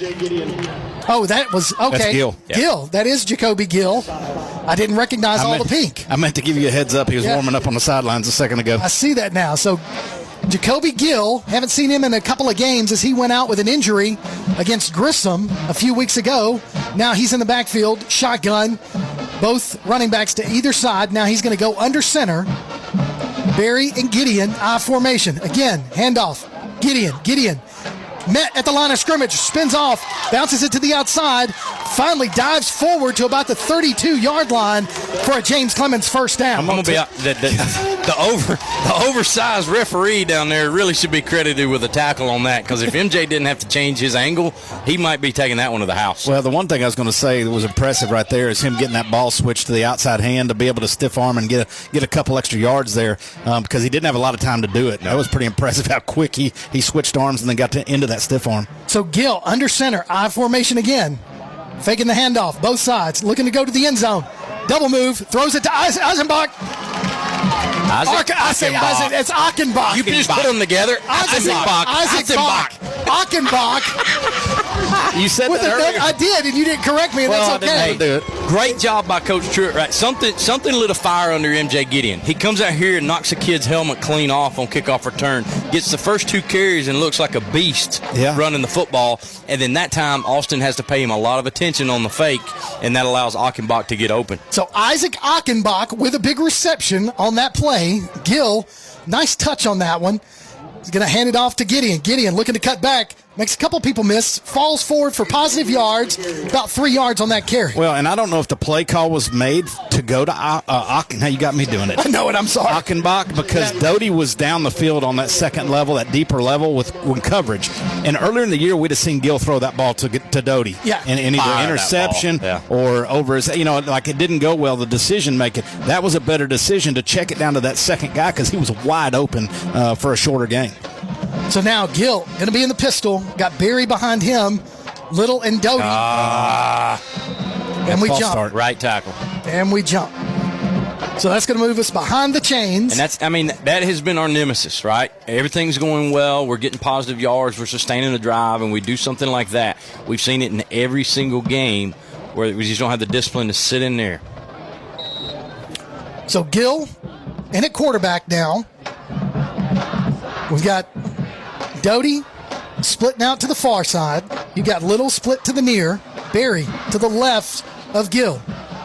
Gill takes a snap. Going to be a quick pass out to Doty in the flat. Doty picks up positive yards, spins past the 15-yard line down to about, they're going to say he went out of bounds at the 15. So good positive yards there. It shortens up that third down. Man, that guy came in and absolutely missiles into his legs, and he almost stayed on his feet again. He looked like a ballerina spun around on one leg. Have you guys seen what I was talking about, how well those two safeties run the football? Even on the run plays, they're up there making the tackle at a 1-yard gain. They fly to the football. So Barry stays in the backfield as Kelly goes in motion. Little and Doty split to the near side. Snap. Handoff. Barry. Barry makes one man miss. Can't make the second guy. Still on his feet. Finally brought down for maybe 1 yard pickup on there. Brings up fourth down and about 4. What are we doing here? We had a missed assignment right there, bad on the offensive line. That guy came through untouched into the backfield. So now Gideon comes in. Doty comes out. We're going to go for it on 4th and 4. Here as we are on the 13-yard line. 21-0, why not? Yeah, absolutely. You got to win a region championship. So here we go. 4th down play here for James Clemens. We're going to try and get him to jump. So Kelly and Little both split out. And Barry goes. And we jump. No. No, we did not. Yeah, we're going to take a timeout because we got. Boy, that was odd. That was an odd little situation. We were unbalanced. Well, but Barry went forward. Can you go forward on a shift? I guess you can. If he's in the backfield. Yeah. I've just never seen. I mean, it's another wrinkle from Truett. We went into that whole shift with the line like we usually do, and Barry ran forward, and I think he may have screwed up, and we got away with that because immediately we called the timeout, and he's immediately tapping himself on the chest towards Coach McGee. So I don't think he was supposed to shift. So we just spent our second time out of the first half, so we've got one left with 8:10 remaining in the opening half. 21-0 your score. Black Bears on top as James Clemens on this 4th and 4 here. The James Clemens Coaches Show comes your way every Wednesday morning at 11:05 on 1080 AM WKAC. We'll talk to Coach Chad McGee and get the inside scoop on the Jets. If you miss it, hey, just go to WKAC Sports page on WKAC1080.com and click on the James Clemens link to find the archives as the Screaming Goat lets us know from the Jumbotron. How come Coach Johnson and I don't have our own Coaches Show? That's a good point. But y'all gotta, pay I mean, Tim. you got 7A Coach of the Year sitting right here, and he didn't got his own coaching show. Tim's not even gonna look at you now. I mean, I bet we could find a sponsor for that. So here we go. Going to go stacked receivers to the near side. We got to get our own sponsor. I'll host it. Stacked receivers to the far side. It's going to be a direct snap to Doty. Doty's going to take it up the middle, down to the 5, picks up the first down, so it'll be 1st and goal at the 3-2-yard line. Big run there on that direct snap. Where's the 3-2-yard line? I don't know. It's just, I said 3 and then the 2. It's right next to Eisenbach. He's at the 3-2-yard line. I think this is what makes. No, Kirk, you can't quit. Listen. So here we go. 1st and goal from the 2. Doty going to take it himself up the middle. Come on. Touchdown, there it is. James Clemens. I won't quit. I'm here to win it.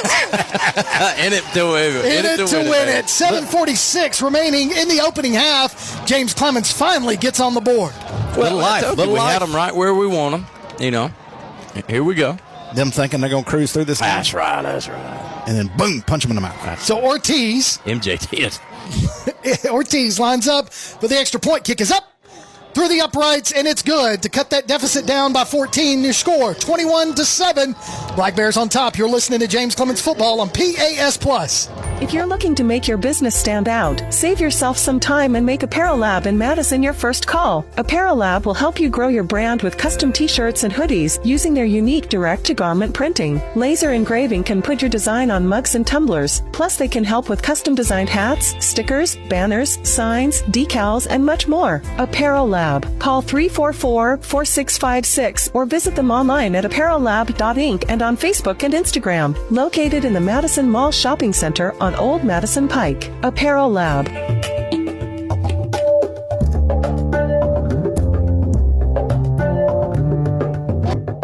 Welcome back to James Clemens Football on PAS+.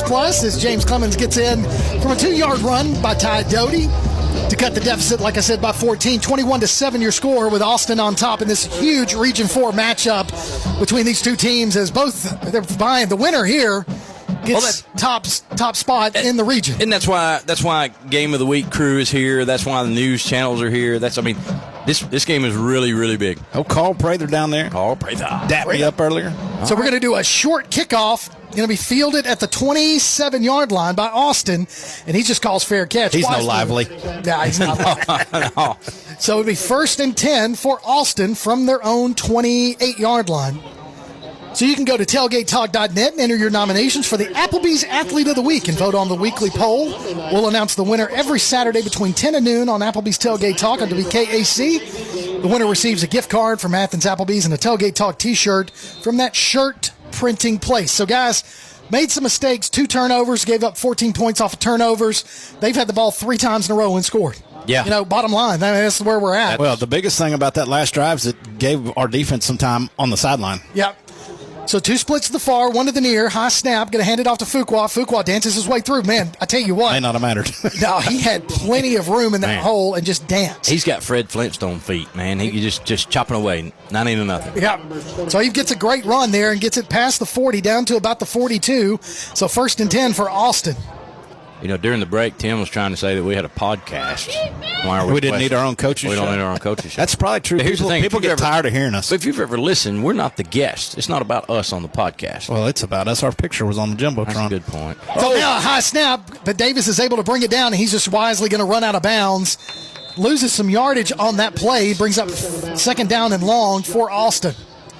So we need several more of those bad snaps. Yeah, we'll take a few. We don't want them all at once. No. We won't spread them things out. I mean, you can only do them one at a time. If they give us one more here to get us to a 3rd and 28. That'd be awesome. So we're going to go defensively with a 3-man front. Been doing that all game. They're going to spread us out wide on the top side. 2 splits, 1 to the near side. Snap. High again. Fake the handoff. Got a man in his face. He's going to be brought down for a loss on the play. Beautiful corner blitz out there by number 20, Jeremiah Pritchett. Comes in from that outside and able to bring the quarterback down. Yeah. Well, see, he's just telling the snap. He's the quarterback's looking at the center going, snap it lower. He was just pointing to the ground. And what it does is it doesn't give him time to really set up and see what's going on defensively. Like he didn't have time to see the corner coming because he was jumping up catching the ball. That's exactly right. It takes your eyes away from staying downfield. Yeah. So here we go. 3-4 defense for James Clemens. I think it's time for the purge. I think it is. I hear it. So 3rd and about 18 for the Black Bears. I don't know if Marked I like there where at 34. Miles is playing. Yeah, dropping back to pass. Pocket collapse. He's going to get on his horse. Good job, Throws it across to the middle. Keep him short. Caught at the 50. Yeah. He's going to be short of the first down Just marker by about a yard. Ooh, oh, man. He gave him that on the dive. He's still a little short. He just moved the first down. No, he called first down. Wow. What That's a terrible. spot. That's bad. That is because he was down, and then when he was down, he dove forward a little bit. That official on the far side was out of position, and then comes up and makes the first down call. Gracious spot is a nice way to put it. And maybe the ball got near there, but his knee had to be down before he hit that. Got the extension. So after that play, we got a good view of it. Yeah, from James Clemens 48. Fake the handoff. Fuqua, quick pass out to number 5. He's going to make the catch, be pushed out of bounds after about a 5-yard pickup down to the 44-yard line of James Clemens. Man, that's tough to have a 3rd and long like that and do everything right, keep him short of the first down, and then get a. Well, you did a good job of containing the quarterback, too. Yeah. We had a shot at him. He gets outside the pocket, tanking those guys, give pursuit and slow him down where he's got to stop and throw on the run. And then you thought you had him stop short. Man, tough play. So 2nd down and about a long 6 to go for Austin from the James Clemens 44. Be a good time for one of them snaps. Love one of those snaps. Play clock needs to be reset as it's at 0. They never did reset it. You got to hand it off to Fuqua up the middle. He's going to bounce to the outside, but no, he's going to be dropped for a loss on the play. As again, number 20, Pritchett comes in there and makes the tackle. That was done by design because nobody panicked up there. He kind of hid behind those offensive linemen and then was looking to kind of bounce it out. We were there. So again, the play clock is not, it's sitting at 0. They're not resetting it. Must be something wrong with the play clock. So it brings up 3rd down and 8 for the Black Bears. I guess they're keeping it on the field, but usually they stop and announce that, right? Yeah. So here we go. 5:15 and counting remaining in this opening half. 21-7 your score. Austin on top. Dropping back to pass is Davis. Going to step up in the pocket. He's going to be hit and brought down again for another sack. On the play, again, number 20, Jeremiah Pritchett comes in there, makes the initial contact, and then Hollins comes in there and finishes the job. And what a job our defense is doing, because we are undersized by far. Yeah. And they are finding ways to use their quickness, use different looks, and they're getting in the backfield. And anytime they try to set up and pass, and it's not off some kind of run play fake, we are in their face in a hurry. Yeah, but we've been undersized all year. Yeah. I mean, we've had to be creative, and we've just had to be gritty. So Doty going to be back to field the punt, standing at his own 10-yard line. Punter at about the 40. We're going after it. Oh, almost got it, and they're going to throw the flag. They're going to throw the flag. Well, they should. That was just stupid. We're going to get running into the kicker. Like, I think if he dives for the ball, he's got a shot at it. But instead of doing that, he just slapped the guy across the chest. Well, so let's see what the call is on this 4th down. Personal foul. First down. Just That's unfortunate and not very smart. So personal foul, roughing the kicker, gives Austin a first down. No, I mean, it's not a smart play. You just watched it coming. You could see him coming off the edge, and I thought, man, he's got a shot to get there. And when he went to the backside of that kicker instead of the front, I thought, no. He did have a shot. If he bends it just a little bit, like you said, and lays out, he tips the ball, you can hit the kicker.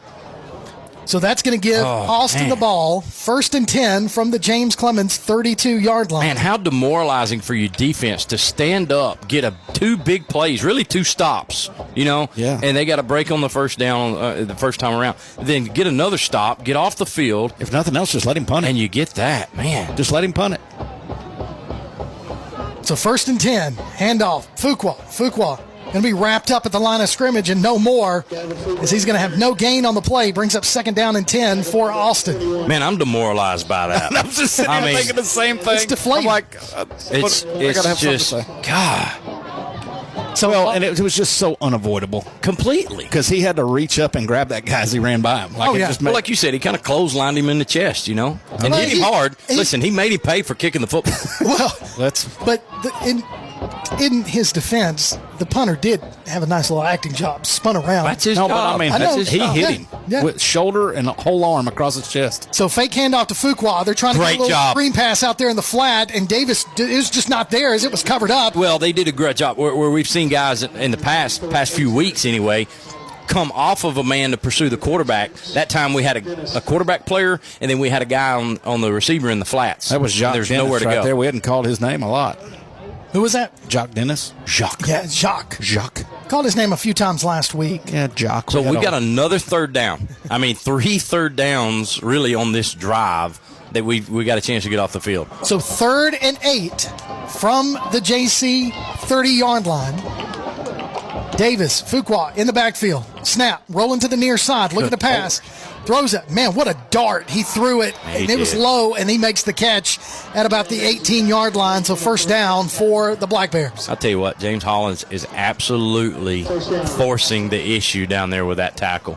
He is just trying to manhandle that guy. And that's a play right there. It's hard to stop. Yeah. Completely. I mean, he threw a bullet down low where nobody else could get it. That receiver put his foot in the ground, and by the time he turned around, the ball's there. Yep. Makes the catch for a 1st down at the 19-yard line. They move him back a yard. So 1st and 10, they're in the red zone. 2 splits to the far side, 1 to the near. Fuqua to the left of Davis. High snap. Handed off to Fuqua. Fuqua trying to make the man miss. Gets it down to about the 13-yard line. So he's going to be short of the 1st down by about 4 yards, so 2nd down and 4. Tackled by number 16. So Freeman on the stop, as you can hear Clay Coleman announce it from the PA. Man, I'm still just I'm wanting to punch this window over the dang. Glad we got it open. Roughing the kicker. Yeah, that was just a mental mistake that we've had a lot of those in the first half. Yeah, but that one is a big one. You're right. To be able to get off the field in that situation, possibly go down and put another touchdown on the board. So 2 splits, going to be a swing pass. They got the hold. Flag on the play. So there's a touchdown on the play, but a hold Did they call on Austin. Yeah. So he was inbounds? Yeah. He got smoked for catching it. We hit him in the back of the end zone pretty good. I thought he was out of bounds, but it's going to be a hold. Yeah, so the official, waiting on his call, but you can tell, there it is, the holding call against Austin. So that's going to take those points off the board and move them back. If they don't hold right there, he doesn't get to pass that ball because we're about to hit him. That pass never happens if they don't hold. Yeah, we're all over him. But, one concerning thing is how these receivers have been able to get open so get that much. Separation that they're doing. Often. Yeah. So they're going to go splits to the far side. Again, 1 to the near. Fuqua and Davis in the backfield. Granted, as much as our dang defense is having to be out there. Well, and the thing we hadn't talked about is the front has done such a great job of getting to the quarterback. Great job. So rollout pass to the far side, blocks. And man, what a little tip drill. Miles thought Miles was going to try and finish that route and pick that ball off, right? And that ball got there so quick, he was able to maybe get his right hand on it. And the receiver did a good job of hauling it in off the tip. So brings up 3rd down and about 8 as he picked up 4 yards on that play. So they are at the 17-yard line. Need to get down to the 9. Well, it's crazy to say this in the first half, but if we can't keep them out of the end zone here, this could be the game. So whistles blowing as James Clemens is going to use their James Clemens is going to use their third and final timeout of the first half with 1:40 remaining in the first half. Austin with a 21-7 lead. You're listening to James Clemens Football on PAS Plus. One of the worst feelings you can have is that of being stranded. Well, BT's Towing, Tire, and Truck Repair makes that a thing of the past with 24/7 towing services and roadside assistance in the northern Alabama and southern Tennessee areas. But that's not all. They also offer truck and trailer repair, mobile welding, brake service and repair, new and used tires, and other major and minor repairs. Their name says it all. BT's Towing, Tire, and Truck Repair. For 24/7 response, call 497-8234. That's 497-8234. BT's Towing, Tire, and Truck Repair. Welcome back to James Clemens Football on PAS Plus. 21-7 your score. 1:40 remaining in this opening half. As it's 3rd down and 8 for the Black Bears in James Clemens territory as they are at the 17-yard line. And be good to get a 3rd down hold here and then block another field goal attempt.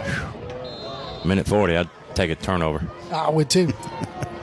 So they're going to go splits to the near. That's 2 of them, 1 to the far. Fuqua in the backfield. Davis going to roll out to the near side. Going to throw towards the end zone. Separation, touchdown. Well, it's almost kind of a rub route down here, I think, and our guys are just getting confused. We're either not passing guys off very well in the defensive secondary, or we're just completely losing our minds on coverages. When they throw down the field, we don't have anybody within 5 to 10 yards. No. They're wide open. Yeah, and like you talked about earlier, how well the defensive front and the outside linebackers done at getting pressure on the quarterback. Their best plays have been when they roll that quarterback out away from the pressure, and then they get a receiver with separation. It's easy. Throw and catch. Kick is up. And it's good, but they got a penalty flag as they're going to move them back as it was a false start by Austin. So they'll take that point off the board and make them try it again. So, taking a look at what we could do, so we could drive down with 1:34 remaining in this opening half, get a touchdown or at least a field goal. We get the ball to start the second half. Yeah, and then I like put the way something you together. think. I'm just trying to look at. I do too, because honestly, I'm still thinking, how about this? We could not run into the freaking kicker. That's kind of where my mind's still at. Block in the back. Bradley is hung up on that. No, he's right. Oh, I know. I called it as he was going towards him. Don't. So this is a 25-yard extra point try now. He's definitely got the leg. Kick is up, and it is good. So with 1:34 remaining in this opening half, Black Bears take another 21-point lead. 28-7 your score. You're listening to James Clemens Football on PAS Plus. Are pests invading your home or business? Mosquitoes embedded on your property? Maybe excessive crawl space moisture has attracted unwanted visitors. Then call Red Hawk Pest Control, offering residential and commercial pest control, mosquito and brown recluse management, stinging insect control, foundation vents, and many other services to North Alabama and Southern Tennessee. Red Hawk aims to be more than just a service provider. They want to build a long-term relationship with each customer. Call Red Hawk Pest Control at 256-975-8817. Visit them on Facebook or online at redhawkpestcontrol.com. Welcome back to James Clemens Football on PAS Plus. Kirk Pierce, Johnny Johnson, Brad Kimbrough, and Tim Lambert up here in the broadcast booth at Madison City School Stadium. 28-7 your score. Austin on top of James Clemens with 1:34 remaining in the opening half. Doty back deep to receive, and they're just going to pooch kick it this time up the middle. And it's going to be still on the turf. And then finally, Christian Wyatt falls on it and be 1st and 10, James Clemens from their own 30. Those are hard to handle. They are. And so we've learned, Austin, if nothing else, has learned 2 lessons on kickoffs. Don't kick it to Doty. Don't kick it to Lively. So those are the 2 lessons. Yep. Bradley's throwing clubs over here. Like I'm on a golf course with you right now. Yeah, this is not helping my mood for in the morning, let me tell y'all. So here we go. 1st down, James Clemens. They're going to mark him at the 32-yard line. That's going to say where he fielded the ball. So that's where we're going to start from, is Jacoby Gill in a quarterback. Now you got Doty and Gideon in the backfield. Faking the handoff to Doty. Gill looking to throw. He's got a man plenty there. of time now. He's got to get rid of it. Throws it to Doty in the flat. Doty makes the first man miss. Spin move. Second man comes in, finishes the job. Still gets 9 yards on the carry on the reception. Again, a mature decision after what we saw early in the year. He had 2 guys deep that had some coverage on him. Could have taken a shot, but why not take a chunk right there on the third guy? And yeah, his best option downfield was still going to be risky. So Gideon stays in the backfield. Gill drops back to pass, looking to throw. Going to throw it up top to Lively. Lively tries to make an adjustment. He threw it to the wrong shoulders as Lively was running a post pattern, and then he was doing a flag. That's another mature decision because you've got safety on the other side. I mean, throwing it to this side of the field, the hash side, more toward the numbers, is the safest way to do that. If Lively could have made an adjustment, he's walking in the end zone, you know. So that pass falls incomplete, brings up 3rd and 1 from the James Clemens 41. And Doty is going to split near with Little. Barry's going to come into the backfield as Lively is in as the up back. Now Lively's going to go in motion to the far side. Gill's going to roll out near. Going to throw it into the flat to Lively. Lively's going to make the catch, picks up the first down, stays in bounds. Clock's going to continue to run. Yeah, good catch by Lively, man. He had to have really good body control right there to get that. So they move the sticks down to the 46-yard line. So it's 1st and 10. James Clemens from their own 46 as the clock is about to hit 45 seconds and counting. Gill dropping back to pass, looking to throw deep. And what a rifle over to Doty. And Doty just when he turned his head, that's when the ball was there. Man, Doty, it's almost like he didn't know the ball was coming. I agree. It's almost like he did not expect the ball to come to him, but it was a good throw and the right decision. That may be the best pass we've seen him make as far as hitting a guy on stride. Only problem was our guy didn't see it. Yeah, and if he had caught that on stride, I mean, he's walking in the end zone. Yeah, I mean, it hit him in his right arm. It's like it shocked him. Yeah. So here we go. This is a different Jacoby Gill than we saw the first 4 weeks. So 2nd and 10 from the 46. 40 seconds remaining as the clock stops on that incomplete pass. Gill throws it. Doty into some traffic. Doty trying to make some men miss. Gets down to Black Bear territory, down to about the 46-yard line. We're going to be short of the first down by about a yard as the clock is running at 25 seconds. We have no timeouts remaining. Get set. Trips to the far side. Gill, shotgun, rolls to the far side, looking to throw.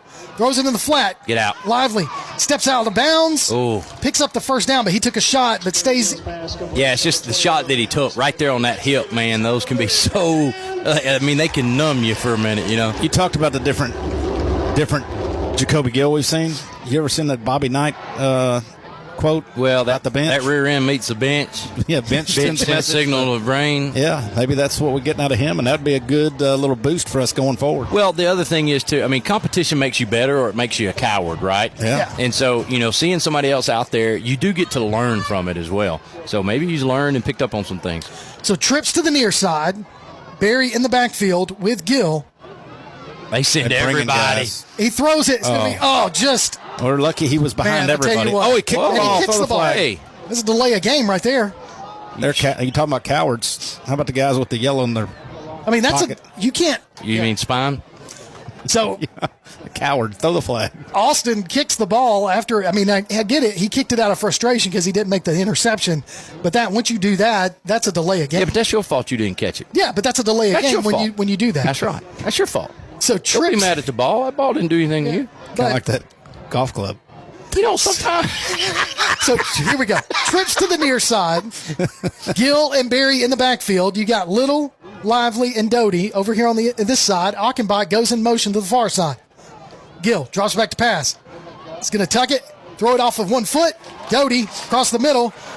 He's got plenty of room to get to the outside. One blocker. He gets it. Touchdown, James Clemens! That's the Ty Doty that we're used to seeing. The guy that's returned 2 kicks tonight, big-time gain, and a nice play right there. Holy cap. Can I say that on air? Cap? Yeah, Cal? Yeah, you can say it. I said freaking earlier. What just happened? Doty happened? Doty happened. There's no time on the clock. As the clock is at 0, Doty goes in, scores a touchdown. Well, hey, go back to Jacoby Gill. we've not seen Jacoby Gill step up in the pocket like that, right? Past the line, past the protection, past the pocket, and deliver a really good ball right into the hands of the receiver he wanted. And then after that, let Ty Doty do the work. Well, you got Nostradamus over here that said, man, we can go down and score right here and then get the ball back to start the next half. Hey, I'm not as mad about that roughing the kicker right now. So we head into... I ain't over it, but I ain't as mad. So we head into our North Alabama Gas District halftime show. When we come back, we'll give you some scores. We'll talk about the first half, and then we'll listen to the James Clemens Marching Band. Your score, Austin 28, James Clemens 14. You're listening to Jets football on PAS+. Here's what's on the Jets' radar. On Saturday, cross country will be at the Randolph Invitational at John Hunt Park. On Monday, freshman and JV football will travel to Austin. Cross country teams will be back in action next Thursday at the Oakville Invitational, and bowling teams will face Huntsville. Next Friday, varsity football is on the road at Albertville. We'll be back with more coverage from PAS+. At Walk-On Sports Bistro, our love for the game, community, and heart of a walk-on make you feel like family the moment you walk in. Wings, shrimp, and burgers made from scratch, wall-to-wall TVs, and signature drinks. Founded by two LSU walk-ons, Walk-On Sports Bistro brings the cuisine, the culture, and the community to life. Always fun, never forced, and our doors are open to anyone. Walk-On Sports Bistro, 8368 Highway 72 West in Madison. Walk-On Sports Bistro. Local sports are brought to you in part by Limestone County Commission Chairman Colin Daly. Visit the County Commission page at limestonecounty-al.gov to keep up with what's going on in the county and find out what ranks us in the top 5% in the state. You can also call Colin at 256-233-6400 or on his cell phone at 256-800-4544. Athens Utilities comprises Athens Electric, Athens Gas, and Athens Water Services. Together, we are committed to providing reliable and affordable electricity, natural gas, and water and wastewater services. We operate as part of the City of Athens, and just like our city's motto of Athens is classic, Southern, character, we believe in supporting what makes our community special. And that includes local sports. Call 233-8750. Come by our office at 508 South Jefferson Street or look for the link online at athensal.us. If you're looking to make your business stand out, save yourself some time and make Apparel in Madison your first call. Apparel will help you grow your brand with custom t-shirts and hoodies using their unique direct-to-garment printing. Laser engraving can put your design on mugs and tumblers. Plus, they can help with custom-designed hats, stickers, banners, signs, decals, and much more. Apparel Lab. Call 344-4656 or visit them online at apparellab.inc and on Facebook and Instagram. Located in the Madison Mall Shopping Center on Old Madison Pike. Apparel Lab. North Alabama Gas District has provided safe, reliable, and economical natural gas service to Madison and surrounding areas of Limestone County for over 40 years. However, accidents and leaks do sometimes occur. If you smell odors similar to rotten eggs or notice other possible signs of a gas leak, such as a fire or explosion, a blowing or hissing sound, or blowing dust or bubbling water, leave the area immediately, avoid ignition sources, warn others, and from a safe location, contact us immediately at 256-772-0227. And remember to call 811 before you dig. North Alabama Gas District, we take safety seriously.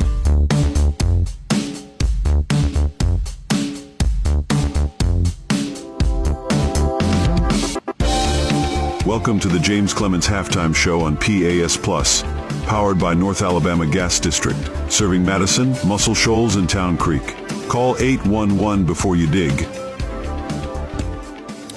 Welcome back to James Clemens Football right here on PAS+. Halftime, Austin 28, James Clemens 14, as we are in our North Alabama Gas District halftime show. North Alabama Gas District serving Madison, Muscle Shoals, and Town Creek. Always call 811 before you dig as we take a look at some scores from around the area. Over in Region 4 action, 21-0. Florence on top of Huntsville in the second quarter. Colbert County 48, Elkmont nothing in the second. Sheffield 16, Clements 16. That's knotted up in the second quarter. Sparkman with a 20-3 lead over Grissom in the second. second.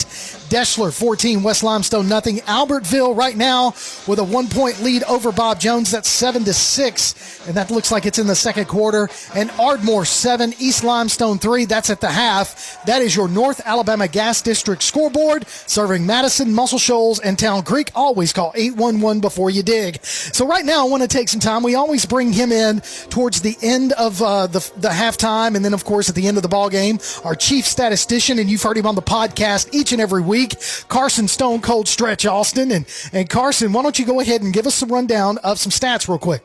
All right, we'll start off with the starting QB, Matthew Evers, 1 of 5 for 30 yards and a pick, as well as a carry for 2 yards. Going over to Jacoby Gill, 7 of 11 passing for 82 yards and a passing touchdown. On the rushing game, MJ Gideon, 5 carries for 20 yards. Cam Berry, carry for 2. Ty Doty, 3 carries for 17 yards and a rushing touchdown. He also has 5 catches for 87 receiving yards and a receiving touchdown. Also on the receiving end, Alex Lively, 2 catches for 13 yards, and Isaac Achenbach, a catch for 12. Moving over to the defensive side, Bryson Dowdell with 3 tackles, a tackle for loss, and the big field goal block early on. Mason Rose with 3 tackles and the field goal recovery. Jeremiah Pritchett, a tackle, 2 tackles for loss, and a sack. We also have another sack from James Hollins, as well as a pass breakup and a tackle for loss. All tackles for loss and tackles from Jock Dennis, Hayes Harrison, Connor Erskine, Christian Wyatt, and Miles Taylor, Gage Olander, Will Richards, and DJ Davis. So those are the stats. Almost forgot the most important part. Anthony Ortiz, 2 for 2 on the extra. There you go. Don't leave out Anthony on the special team. So each and every week, for the most part, he's been with us a lot of the times. He's been out a couple of times because he's been sick, and then a couple of times he went and saw the Cowboys and all of that stuff. But I want you guys to take some time at halftime, and I want you hear him on the podcast just about every Tuesday night, and it is Carson Stone Cold Stretch Austin, and we call you well, first of all, we call you Stretch because how tall are you? 6'3". 6'3", and both of your parents are pretty tall. Yeah, they're about my height. Yeah, so I'm short, but so we give you the Stretch call sign in the beginning, and then it started to fit because I don't know if you know this about me, but I love wrestling, and so Stone Cold Stretch Austin just really fits. And I've got to tell you, you have the coolest of the intro music or intro on the podcast when we do that. So anyway, with all that said, Stretch, I wanted everybody to kind of get to know you. Tell everybody a little bit about yourself. Where are you from? I know everybody knows you're still in school at James Clemens, but tell them a little bit about yourself. Well, born and raised here in Madison, Alabama. Been here pretty much all my life. 16 years old, statistician, really into any really kind of sport, football, basketball, baseball, all sorts of sports all around him. Even trying to get into some hockey a little bit. Really? It's kind of hard when the Preds are 0-4, but still trying to get into some hockey. You can always come do the Havoc. Yeah, I always could try the Havoc. You could talk to Clay. Clay knows people. Really? Clay Coleman. He's the voice of the Havoc over at the VBC. Oh. That'd be pretty nice to be able to do some stats on the inside for the Havoc, but I've been pretty much just a Madison native, trying to dream job is be able to make it to ESPN, be some sort of part of it, whether it be statistician, commentary like you doing on these games, or just kind of some sort of part relative to sports, because I feel like I'm just so attached to sports. Like sure. Every single bit. Some of the earliest memories I can remember is the kick six and the miracle at Jordan Hare. Why are you doing that? Well, I'm just saying that because that's the earliest. Some of the earliest stuff I can remember was watching Ricardo Lewis make that catch and that return. Yeah, I remember. I saw it. Yeah, not a fan. It's still been rough as an Auburn fan, but regardless, I still love my team. Still love watching them every week, even though it's kind of been rough recently, but it'll get better eventually. It's not even right now. You can't even get something with you're an Auburn fan and you're also a who for the pro NFL. NFL Cowboys fan. They're not really doing too well. They're 3-3, I'm pretty sure, and just got demolished by Detroit last week. Well, Coach Johnson said you're not allowed to go watch them play anymore. Oh no, I'm not allowed. I've been on the no-flight list on the way to Dallas. No, you do a great job, and I know this is something that you want to do, and we're glad that you're a part of this wingman, and you are one of the wingmen, and we hope that as long as we're doing this, you'll, especially while you're still in school, and that you'll continue to join us with this. Yeah, I mean, I'm looking forward to coming back for my senior year and doing more of this stuff. It makes me happy. It's fun to go to all these games and be able to watch all the crazy stuff that happens.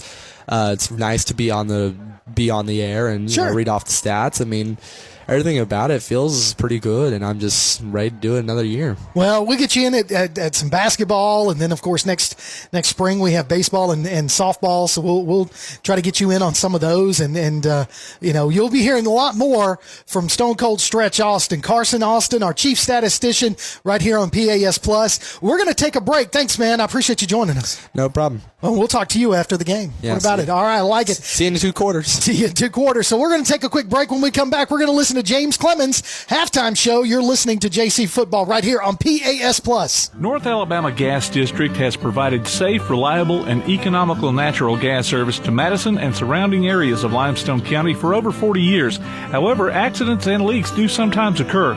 If you smell odors similar to rotten eggs or notice other possible signs of a gas leak, such as a fire or explosion, a blowing or hissing sound, or blowing dust or bubbling water, leave the area immediately, avoid ignition sources, warn others, and from a safe location, contact us immediately at 256-772-0227. And remember to call 811 before you dig. North Alabama Gas District, we take safety seriously. When Keith and Amy Richards went on a Greek vacation in 1997, their goal was to create savory foods from simple ingredients. Thus, Tzatziki's Mediterranean Cafe was born with their healthy spin on traditional Greek food in the form of salads, gyros, sandwiches, and soups. Tzatziki's Mediterranean Cafe, located at 105 Brookridge Drive, Suite A, just off Highway 72 in Madison. Open Monday through Sunday, 10:30 a.m. till 9 p.m. Call 724-6554 or visit them online at Tzatziki'sCafe.com. Tzatziki's Mediterranean Cafe. Originality is our nationality. Local sports are brought to you in part by Limestone County Commission Chairman Colin Daly. Visit the County Commission page at limestonecounty-al.gov to keep up with what's going on in the county and find out what ranks us in the top 5% in the state. You can also call Colin at 256-233-6400 or on his cell phone at 256-800-4544. We know you want to look good. Chopping Blades Barbershop knows it too, and they're passionate about making their clients look great. Men, women, kids, doesn't matter. You can just walk on in their location at 7985 Highway 72 Suite 2 in Madison or call 256-325-3230. Check out Chopping Blades on Facebook too. Chopping Blades Barbershop. Now on a platform near you, the only year-round weekly podcast covering the Huntsville Havoc, the Wreakin' Havoc Podcast. News, interviews, and more. Dropping every Thursday, we'll just reek of the Huntsville Havoc. Check us out on Facebook, Twitter, and Instagram, and listen, follow, and subscribe on your favorite platform via the PAS Plus app and online at wreakinhavoc.com. Welcome back to James Clemens Football right here on PAS Plus.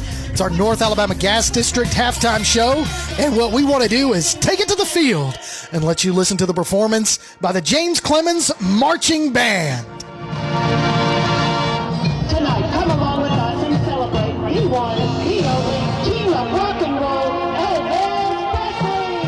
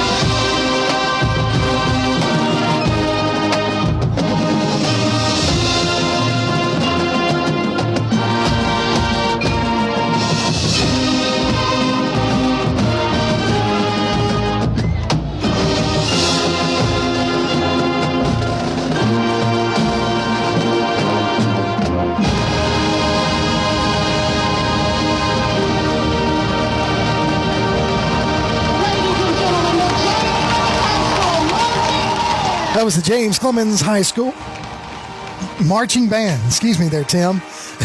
As I get choked up listening to Elvis each and every week. They threw me a curveball last week at Sparkman, and the competition band did a performance, and they did a fantastic job during that one as well.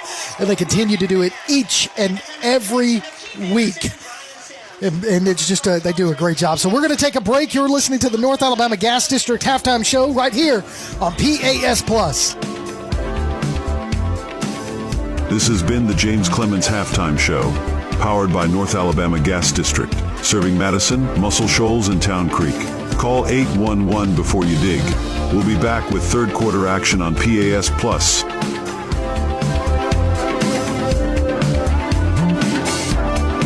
North Alabama Gas District has provided safe, reliable, and economical natural gas service to Madison and surrounding areas of Limestone County for over 40 years. However, accidents and leaks do sometimes occur.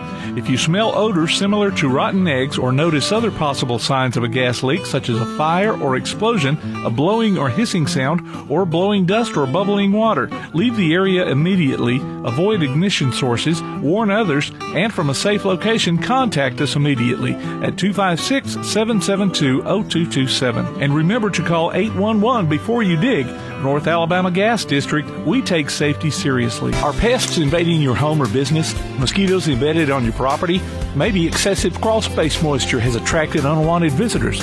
Then call Red Hawk Pest Control, offering residential and commercial pest control, mosquito and brown recluse management, stinging insect control, foundation vents, and many other services to North Alabama and Southern Tennessee.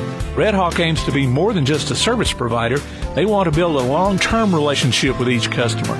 Call Red Hawk Pest Control at 256-975-8817. Visit them on Facebook or online at redhawkpestcontrol.com. Since 2014, Honest Coffee Roasters has believed that coffee should be both delicious and of the highest quality. Full-service craft coffee shops locally owned in Madison and Huntsville, they source their coffee directly from farmers around the world, so they know the quality in each cup. And not only coffee, breakfast, lunch, acai bowls, and seasonal treats, too.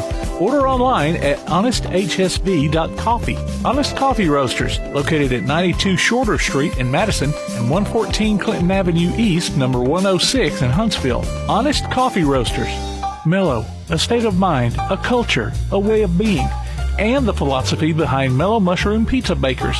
Since 1974, their mission has been to provide delicious food in a fun and creative environment. The originators of hand-tossed, stone-baked classic Southern pizza, Mellow Mushroom makes their pies with high-quality, fresh ingredients to elevate the dining experience. So mellow out at Mellow Mushroom, a higher order of pizza in Huntsville at 470 Providence, Maine, and 2230 Cecil Ashburn in Jones Valley. Join us for Applebee's Tailgate Talk every Saturday morning at 10 on WKAC. We'll talk to coaches and sports figures of local interest and get their thoughts on whatever comes down the pike. We'll also announce our latest Athlete of the Week and give away an Applebee's gift card and a Tailgate Talk t-shirt. Applebee's Tailgate Talk, Saturday mornings at 10 on your PAS Plus app, on your Amazon Echo or Google Home device, online at tailgatetalk.net, and on the air at 1080 WKAC.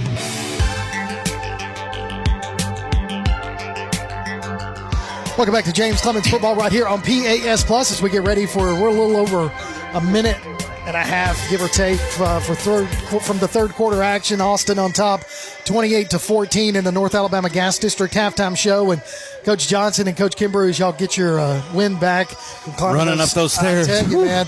So it kind of worked out like we thought, or not hoped. That we were able to put together a drive with a little over a minute remaining in the first half and get a score and cut this lead in half by 14. And that's exactly what happened. And you saw a little bit of a spark when Jacoby Gill came in at quarterback. Yeah, and again, we've alluded to the fact that since he's been back in, not only did we know he has arm strength, right? Yeah. The question early in the season was a little bit of accuracy and a little bit of decision making, throwing into some tight windows or covered windows. And man, we have seen a different kid come out in this last couple series where he's checking down to open guys and taking the short stuff instead of going up top all the time and trying to hit something that was covered.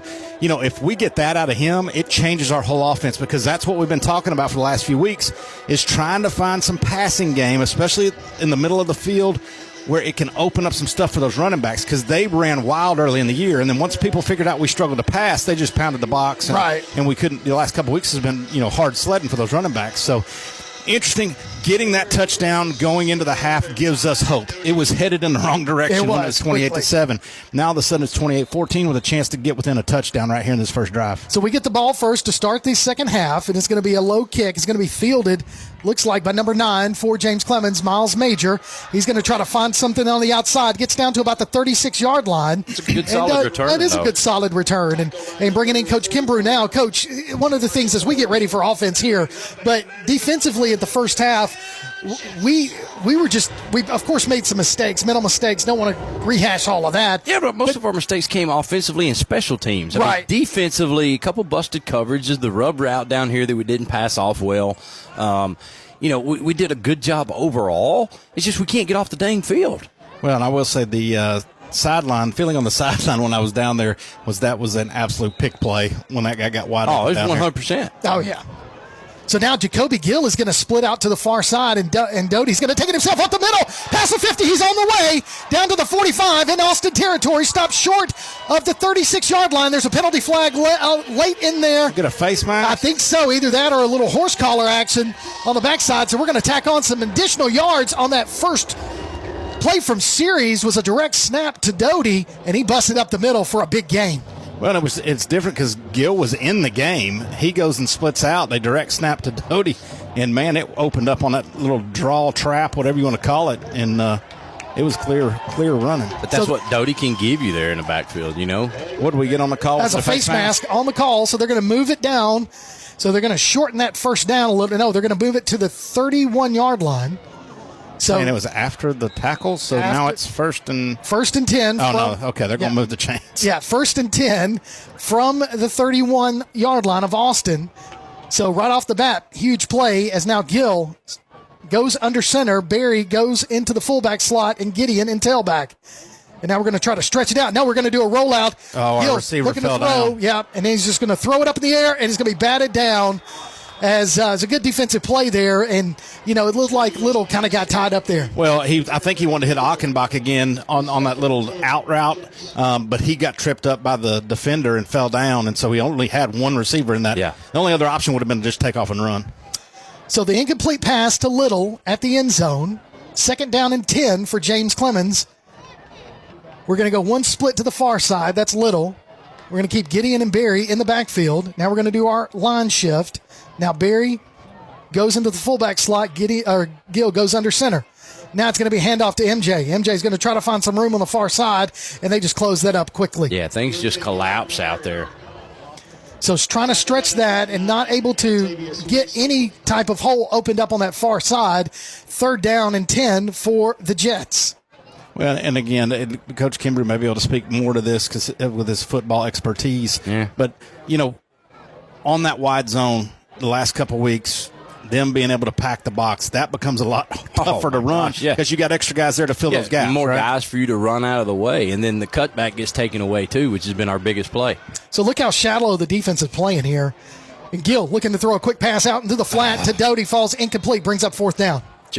Over his head, but right through his hands. Well, and you talked about the timing that Austin had early in this game on their passes. The timing is just a little off. Doty, 2 times we've seen balls get to Doty in a hurry, and he wasn't quite ready. Like, he didn't quite get his hands up in time to maybe make that play. We had the play during the first half there, near the end of the first half, that hit him in the right arm on stride. He didn't know it was there. Gill's getting it to him quick. Which is what he would, what you want. But, again, he hadn't been in the game, so it's a little different quarterback, different delivery.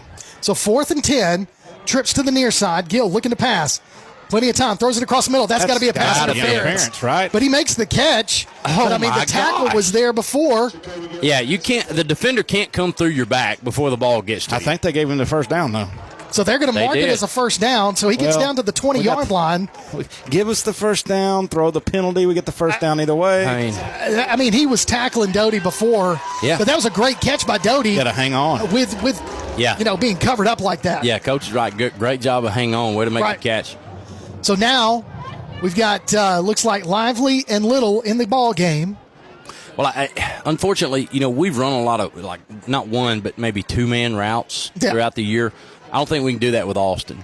I mean, we're going to have to give multiple receivers, and to have a passing game, we're going to have multiple avenues out there. So Barry's going to line up behind Gill. Gill in the pistol, standing at his 25. It's going to be a handoff to Barry. Barry takes off quickly, tries to find a hole, tries to bounce it to the outside, finally tackled forward for some positive yards down to about the 17-yard line. There was a hole there briefly, and it closed in a hurry before he could get in it. And then he was forced to bounce the outside, and there was just nowhere to go. So their secondary their free safety is basically almost in a linebacker slot. Brad talked about that early in the game, and they are proving him right for sure. I mean, it's almost like having 2 strong safeties on the field at the same time who absolutely just fly to the football. Yeah. I mean, if you put 2 guys out there and gave them no other responsibilities and said just run to the ball, that's what it would look like. That's what they're doing. Yeah. So I formation, Barry and Gideon in the backfield. 2nd down and 6. Going to hand it off to Gideon. Gideon cuts it to the inside, down to about the 10-yard line before he's ridden out of bounds. They're going to say he went out of bounds at the 11, short of the first down by about a half a yard. So it'll be 3rd down and 1 for James Clemens. Got a little bit of push there that we hadn't been getting on that wide zone, and it allowed him to get around the corner and push forward to just about a yard short. So we're in the red zone. We're definitely 2-down territory. Yeah, no doubt. I mean, even though we're early in the 3rd quarter here, I think it is absolute 2-down territory, barring some kind of penalty or a bad snap or something like that. So 3rd and 1. Got to get to the 11. It's going to be a pitch out to Gideon. Gideon met in the backfield. Penalty flag on the play. False start. And here's, again, the frustration. I don't understand. We're going quick snap. What's the false start? I don't know. So we're not getting. I didn't see it. So maybe we're not getting. Gill's not letting everybody get to the line and get set. So that's. Well, but our receivers and those guys are out there before we break the huddle. That's the point. Yeah, they get them out there quick, early, so they are set. So everybody can sprint to the line and then snap it. I saw Ryan Bland's waving his hand off like he was upset at the referee, so it may have been on one of the linemen on that side. So that's going to move us back to about the 16-yard line. Now you got to decide what happens after this play on the 4-down territory. So Barry in the backfield, with Gill. Gill in the pistol, puts Doty in motion. Looking to pass. Got some protection, throws it across the middle. Great ball, by Little. Touchdown, James Clemens. Great ball, because I didn't even see him sitting there, and the reason we didn't see him is because you had too many white jerseys around, and Gill took his time, didn't rush anything, and then just dumped it over the head of a linebacker, and great job right there. Down too. Yeah, you got an Austin player down. He was on the play trying to make the tackle on Little. Well, and that now looks pretty serious. Yeah, Caitlin called for some help pretty quickly. And our training staff, by the way, do a great job. They were recognized tonight as the heroes of the game. We had Daniel Clark on the podcast last week, and she quickly called for the stretcher and some extra help. So that's what they're going to do, and we're going to take an injury timeout with 8:57 remaining in the third quarter. James Clemens gets a score there to cut the lead right now, 28-20. So let's take a timeout. You're listening to Jets football on PAS+. Local sports are brought to you in part by Limestone County Commission Chairman Colin Daly. Visit the County Commission page at limestonecounty-al.gov to keep up with what's going on in the county and find out what ranks us in the top 5% in the state. You can also call Colin at 256-233-6400 or on his cell phone at 256-800-4544. We know you want to look good. Chopping Blades Barbershop knows it too, and they're passionate about making their clients look great. Men, women, kids, doesn't matter. You can just walk on in their location at 7985 Highway 72 Suite 2 in Madison or call 256-325-3230. Check out Chopping Blades on Facebook too. Chopping Blades Barbershop. Mellow, a state of mind, a culture, a way of being, and the philosophy behind Mellow Mushroom Pizza Bakers. Since 1974, their mission has been to provide delicious food in a fun and creative environment. The originators of hand-tossed, stone-baked classic Southern pizza, Mellow Mushroom makes their pies with high-quality, fresh ingredients to elevate the dining experience. So mellow out at Mellow Mushroom, a higher order of pizza in Huntsville at 470 Providence, Maine, and 2230 Cecil Ashburn in Jones Valley. Remember the days when you had that one mechanic you could count on time after time? At Madison Automotive, they believe that the key is building lasting relationships with their customers. Their experienced and certified technicians are passionate about providing high-quality services with honest communication and attention to detail. From routine maintenance to major repairs, Madison Automotive uses top-quality parts and state-of-the-art equipment to ensure your car receives the best care possible. Located at 9075 Madison Boulevard, call 256-772-0760. Madison Automotive. Since 2014, Honest Coffee Roasters has believed that coffee should be both delicious and of the highest quality. Full-service craft coffee shops locally owned in Madison and Huntsville, they source their coffee directly from farmers around the world, so they know the quality in each cup. And not only coffee, breakfast, lunch, acai bowls, and seasonal treats, too. Order online at honesthsv.coffee. Honest Coffee Roasters, located at 92 Shorter Street in Madison and 114 Clinton Avenue East, number 106 in Huntsville. Honest Coffee Roasters. Are pests invading your home or business? Mosquitoes embedded on your property? Maybe excessive crawl space moisture has attracted unwanted visitors. Then call Red Hawk Pest Control, offering residential and commercial pest control, mosquito and brown recluse management, stinging insect control, foundation vents, and many other services to North Alabama and Southern Tennessee. Red Hawk aims to be more than just a service provider. They want to build a long-term relationship with each customer. Call Red Hawk Pest Control at 256-975-8817. Visit them on Facebook or online at redhawkpestcontrol.com. All right, folks, let's get started. Parents, thanks for coming. As many of you know, I'm Coach Mather. Tonight I want to talk about the season, of which I only have one expectation, that everybody gets stronger. When I say get stronger, I'm not referring solely to physical strength. Sure, we'll be in the weight room, we'll be running stairs, but we're also going to focus on developing mental toughness and grit, because those are the characteristics that allow us to achieve greatness both on and off the court. So, how do we develop those things? By getting comfortable with a challenge, by cultivating the confidence necessary to overcome adversity in all forms. That's why I coach. That's my purpose. Every member of this team can lean on me, and I'll teach them how they can lean on themselves and each other. This message presented by the AHSAA and the Alabama High School Athletic Directors and Coaches Association. Want to howl with the Havoc this season? Now's your chance from Tailgate Talk and the Huntsville Havoc. Just go to tailgatetalk.net and register your name. Then listen to Applebee's Tailgate Talk this Saturday morning at 10 on WKAC Radio as we announce the winners of Huntsville Havoc tickets.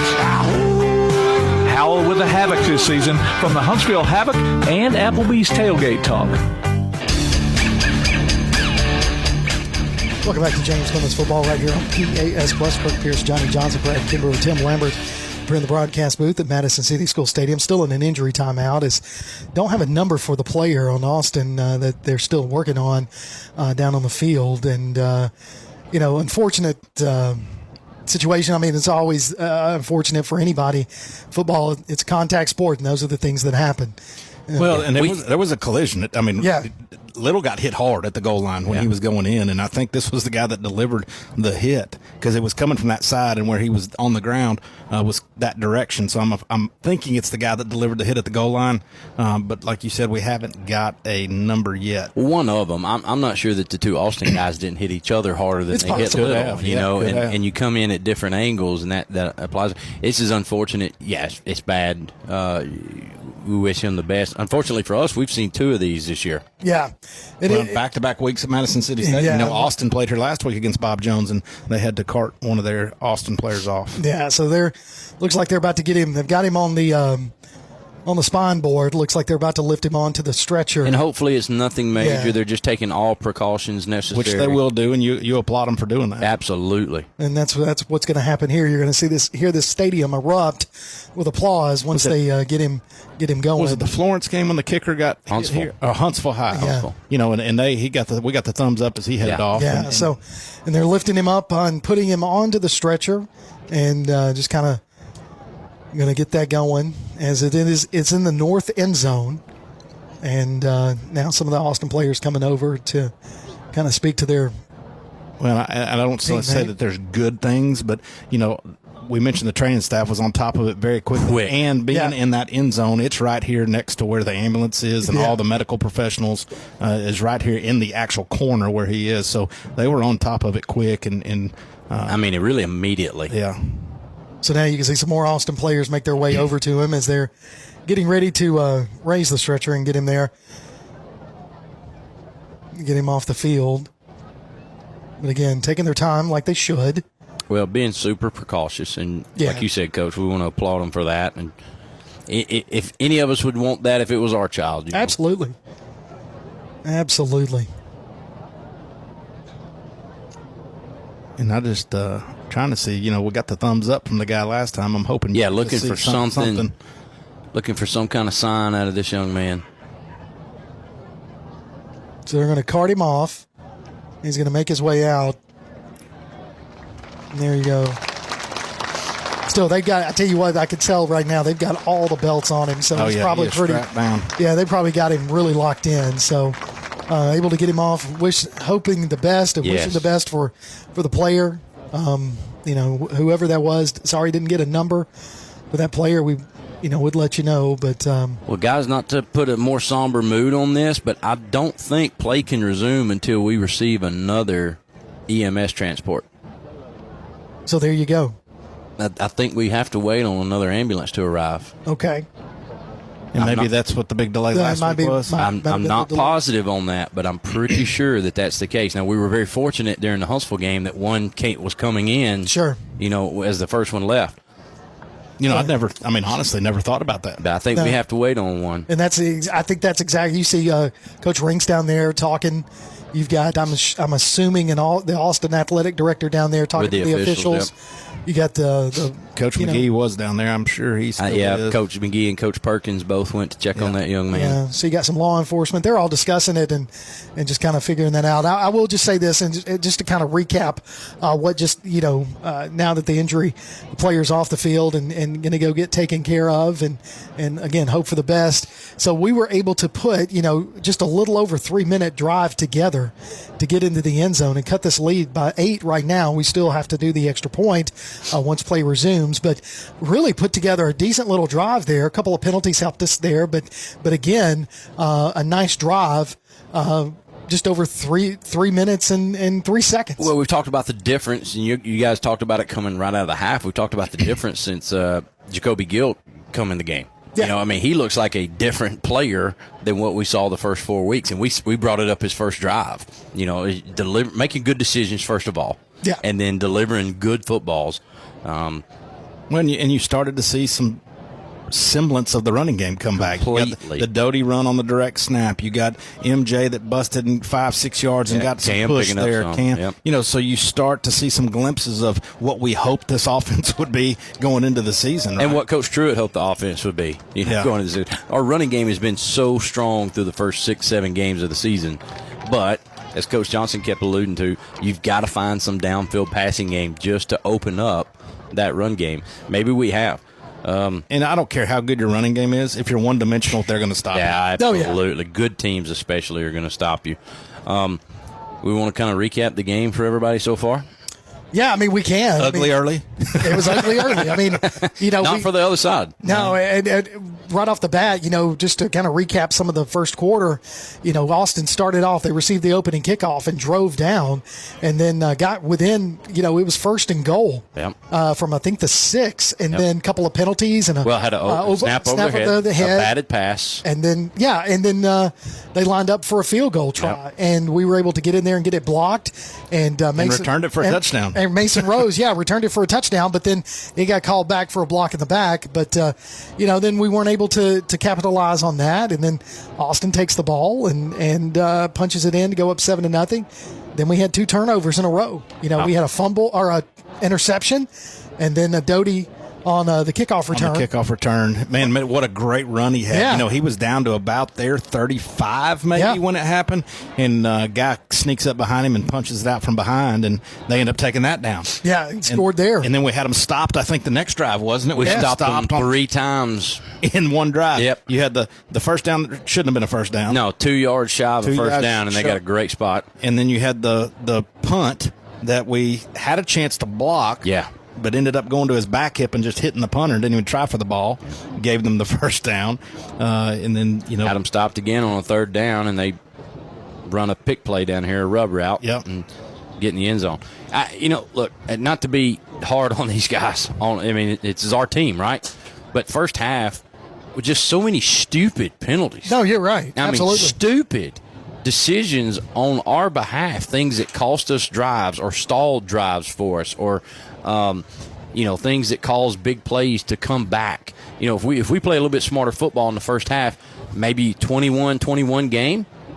Could be. You know, and I mean, man, I love the fight in our guys. You come out second half and it knotted up, it's a different game for us. Well, and the fact that Kurt kind of alluded to it before we got the ball there with 1:30, whatever it was, that, man, if we could find a way to drive down quickly and get a score, then we can have a chance to get the ball back to start the second half and make this a 1-score game, and that's exactly what's happened. I mean, Ty Doty had a 3-yard run, to put us on the board at 7, when it was 21-7, I believe it was. And then, then they scored again and went up 28 to 7, and then, like you said, a minute and a half, a little over, and then Ty Doty takes a swing pass out here and just does what we've come to know Doty to do. Yeah. And he gets in there and scores. Well, it's funny. We talked about Ty kind of being timid, kind of being slow to come on where we expected him to be.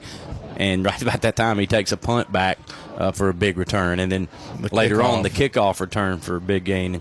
Had a great run out of the backfield or out of the Wildcat look earlier. And then, it's caught 2 balls since. Yeah. So, well, and that, a big run, right there on that drive. Yep. Well, the touchdown play at the end of the half down there. I mean, that's all Ty Doty right there. 100%. And then, and to stay in bounds, because it looked like he was going to go out about the 3-4 yard line, and to find a way to keep those feet in bounds and dive for the pylon was huge to end the half. Here's the tough part. So now we're sitting idle. We're waiting on, and look, safety first. Sure. Right? So we're going to wait on another EMS, another ambulance. The other one, they're just now leaving. And in the meantime, everybody's kind of getting stoked. You just came out from halftime. Right. We're not even 4 minutes into the second half. So you just came out from halftime, went through all the stretching, got ready to play. This is the tough part of sitting around and waiting and kind of keeping that intensity. And for Austin, if you think back to Huntsville, when that happened on their attempted onside kick, well, they did recover the onside kick. Right. And then the kicker gets carted off. it was a definite momentum changer for Huntsville. Sure. It kind of took them out of the game, as it would. It does have a psychological effect. So how long you sit around right here could have an effect on both teams. Losing a teammate like that to injury could have an effect on Austin. A lot of things up in the air going into this midway through the third quarter. Yeah, so what we'll do is take a break as we're waiting right now for another EMS unit to get out here to get play resume. 8:57 remaining on the third quarter clock. Right now, Austin with an 8-point lead, 28-20. When play finally does resume, we'll line up for the extra point. Again, 8:57 remaining in the third quarter. We're still at an injury delay as one of the Austin players had to be carted off the field and taken in the EMS and the ambulance. So we're waiting on another one of those to come out here. We'll take a quick break, and when we come back, we'll just continue on until play resumes. You're listening to James Clemens Football on PAS+. When Keith and Amy Richards went on a Greek vacation in 1997, their goal was to create savory foods from simple ingredients. Thus, Tzatziki's Mediterranean Cafe was born with their healthy spin on traditional Greek food in the form of salads, gyros, sandwiches, and soups. Tzatziki's Mediterranean Cafe, located at 105 Brookridge Drive, Suite A, just off Highway 72 in Madison. Open Monday through Sunday, 10:30 a.m. till 9 p.m. Call 724-6554 or visit them online at tzatziki'scafe.com. Tzatziki's Mediterranean Cafe. Originality is our nationality. North Alabama Gas District has provided safe, reliable, and economical natural gas service to Madison and surrounding areas of Limestone County for over 40 years. However, accidents and leaks do sometimes occur. If you smell odors similar to rotten eggs or notice other possible signs of a gas leak, such as a fire or explosion, a blowing or hissing sound, or blowing dust or bubbling water, leave the area immediately, avoid ignition sources, warn others, and from a safe location, contact us immediately at 256-772-0227. And remember to call 811 before you dig.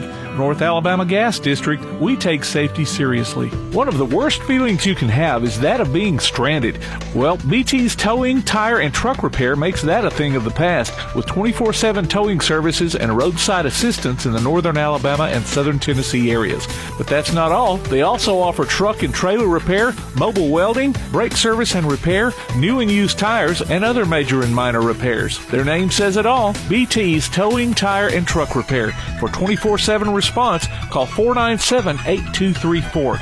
That's 497-8234. BT's Towing, Tire, and Truck Repair. If you're looking to make your business stand out, save yourself some time and make Apparel Lab in Madison your first call. Apparel Lab will help you grow your brand with custom t-shirts and hoodies using their unique direct-to-garment printing. Laser engraving can put your design on mugs and tumblers. Plus, they can help with custom-designed hats, stickers, banners, signs, decals, and much more. Apparel Lab. Call 344-4656 or visit them online at apparellab.inc and on Facebook and Instagram. Located in the Madison Mall Shopping Center on Old Madison Pike. Apparel Lab. Athens Utilities comprises Athens Electric, Athens Gas, and Athens Water Services. Together, we are committed to providing reliable and affordable electricity, natural gas, and water and wastewater services. We operate as part of the City of Athens, and just like our city's motto of Athens is classic, Southern, character, we believe in supporting what makes our community special. And that includes local sports. Call 233-8750. Come by our office at 508 South Jefferson Street or look for the link online at athensal.us. Have you noticed bad behavior has become normalized at interscholastic athletic events? Some fans seem angry. They lack civility toward one another. Some even get aggressive and unruly. Time out! What is going on? This has to stop. Let's not forget, school sports aren't just about winning. And they're definitely not an excuse to take your frustrations out on the official or the opponent. They're about teaching lessons like perseverance, respect, and empathy, so students can learn and grow as people, not just as players. We all have a role to play in setting a good example for our students and teaching them these important values. So fans, it's time to step up your game and behave positively at interscholastic athletic events in Alabama. This message presented by the AHSAA and the Alabama High School Athletic Directors and Coaches Association.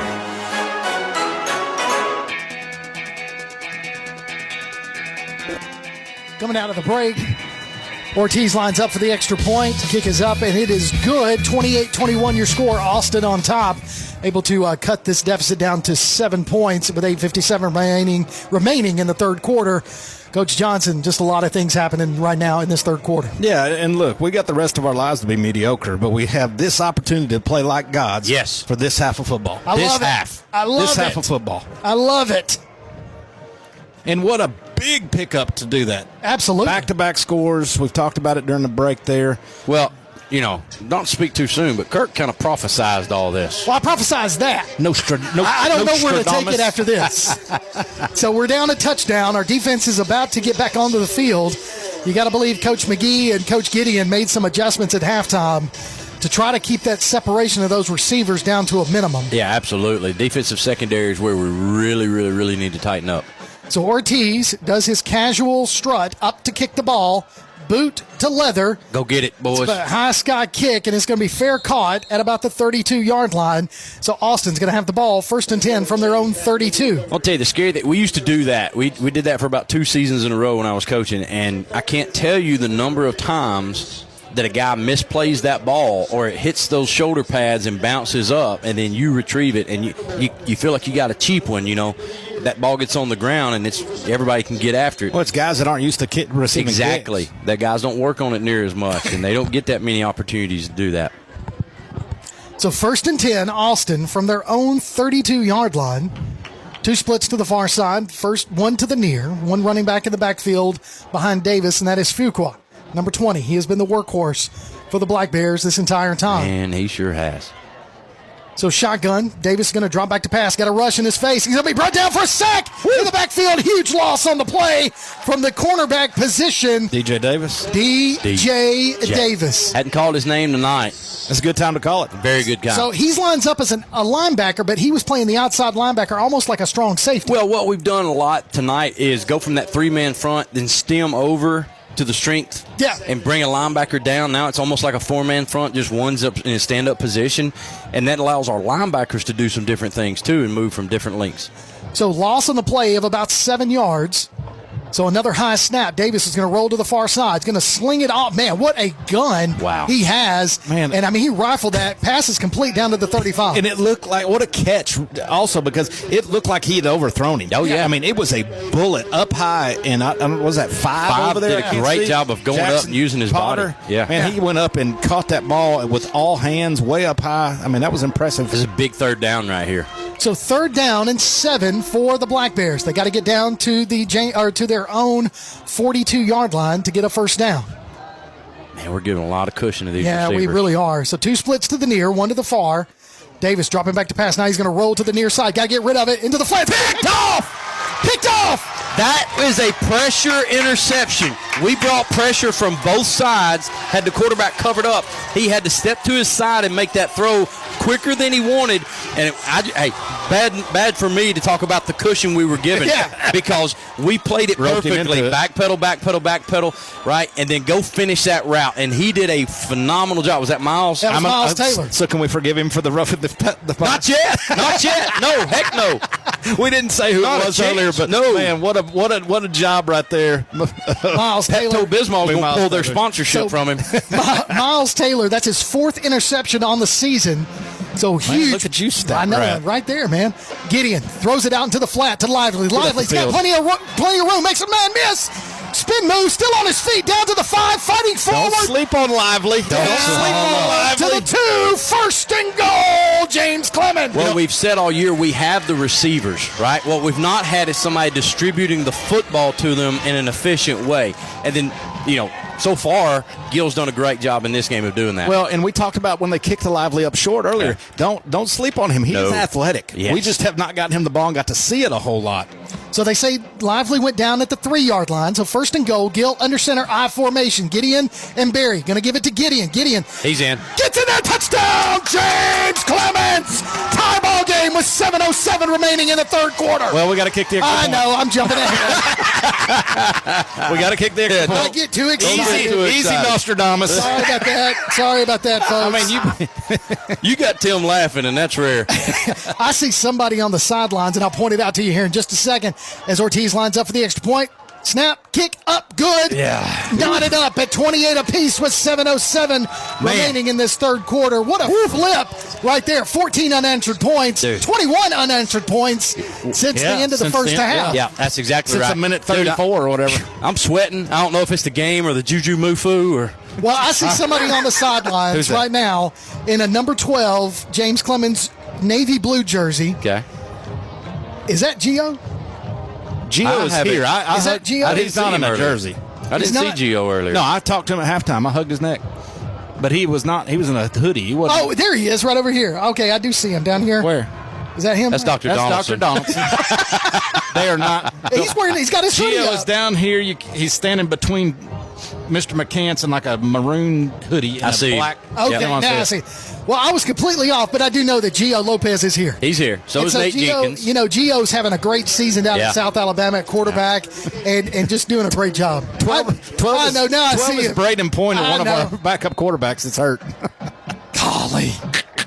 I would have sworn that was Gio. He just got the wrong jersey on. He does.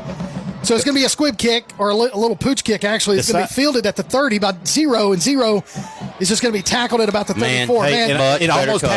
But it almost happened right there. Yeah. That ball hit him in the chest plate before it hit him in the hands, and it almost came out when he went to catch it, just like you were talking about. Well, that's the difference in sitting back saying, I'm fair catching this, and I'm going to make something of it, right? Yeah. He's trying to run through that ball and get some yardage. Also on the sidelines, I see Nate Jennings. Oh, yeah, big I Nate. do see Nate. He's hard to miss. He's hard to miss, Nate, especially in a red sweatshirt. I'm going to be honest. I went down there at halftime and saw him. He has put on some weight. He's solid. Good weight.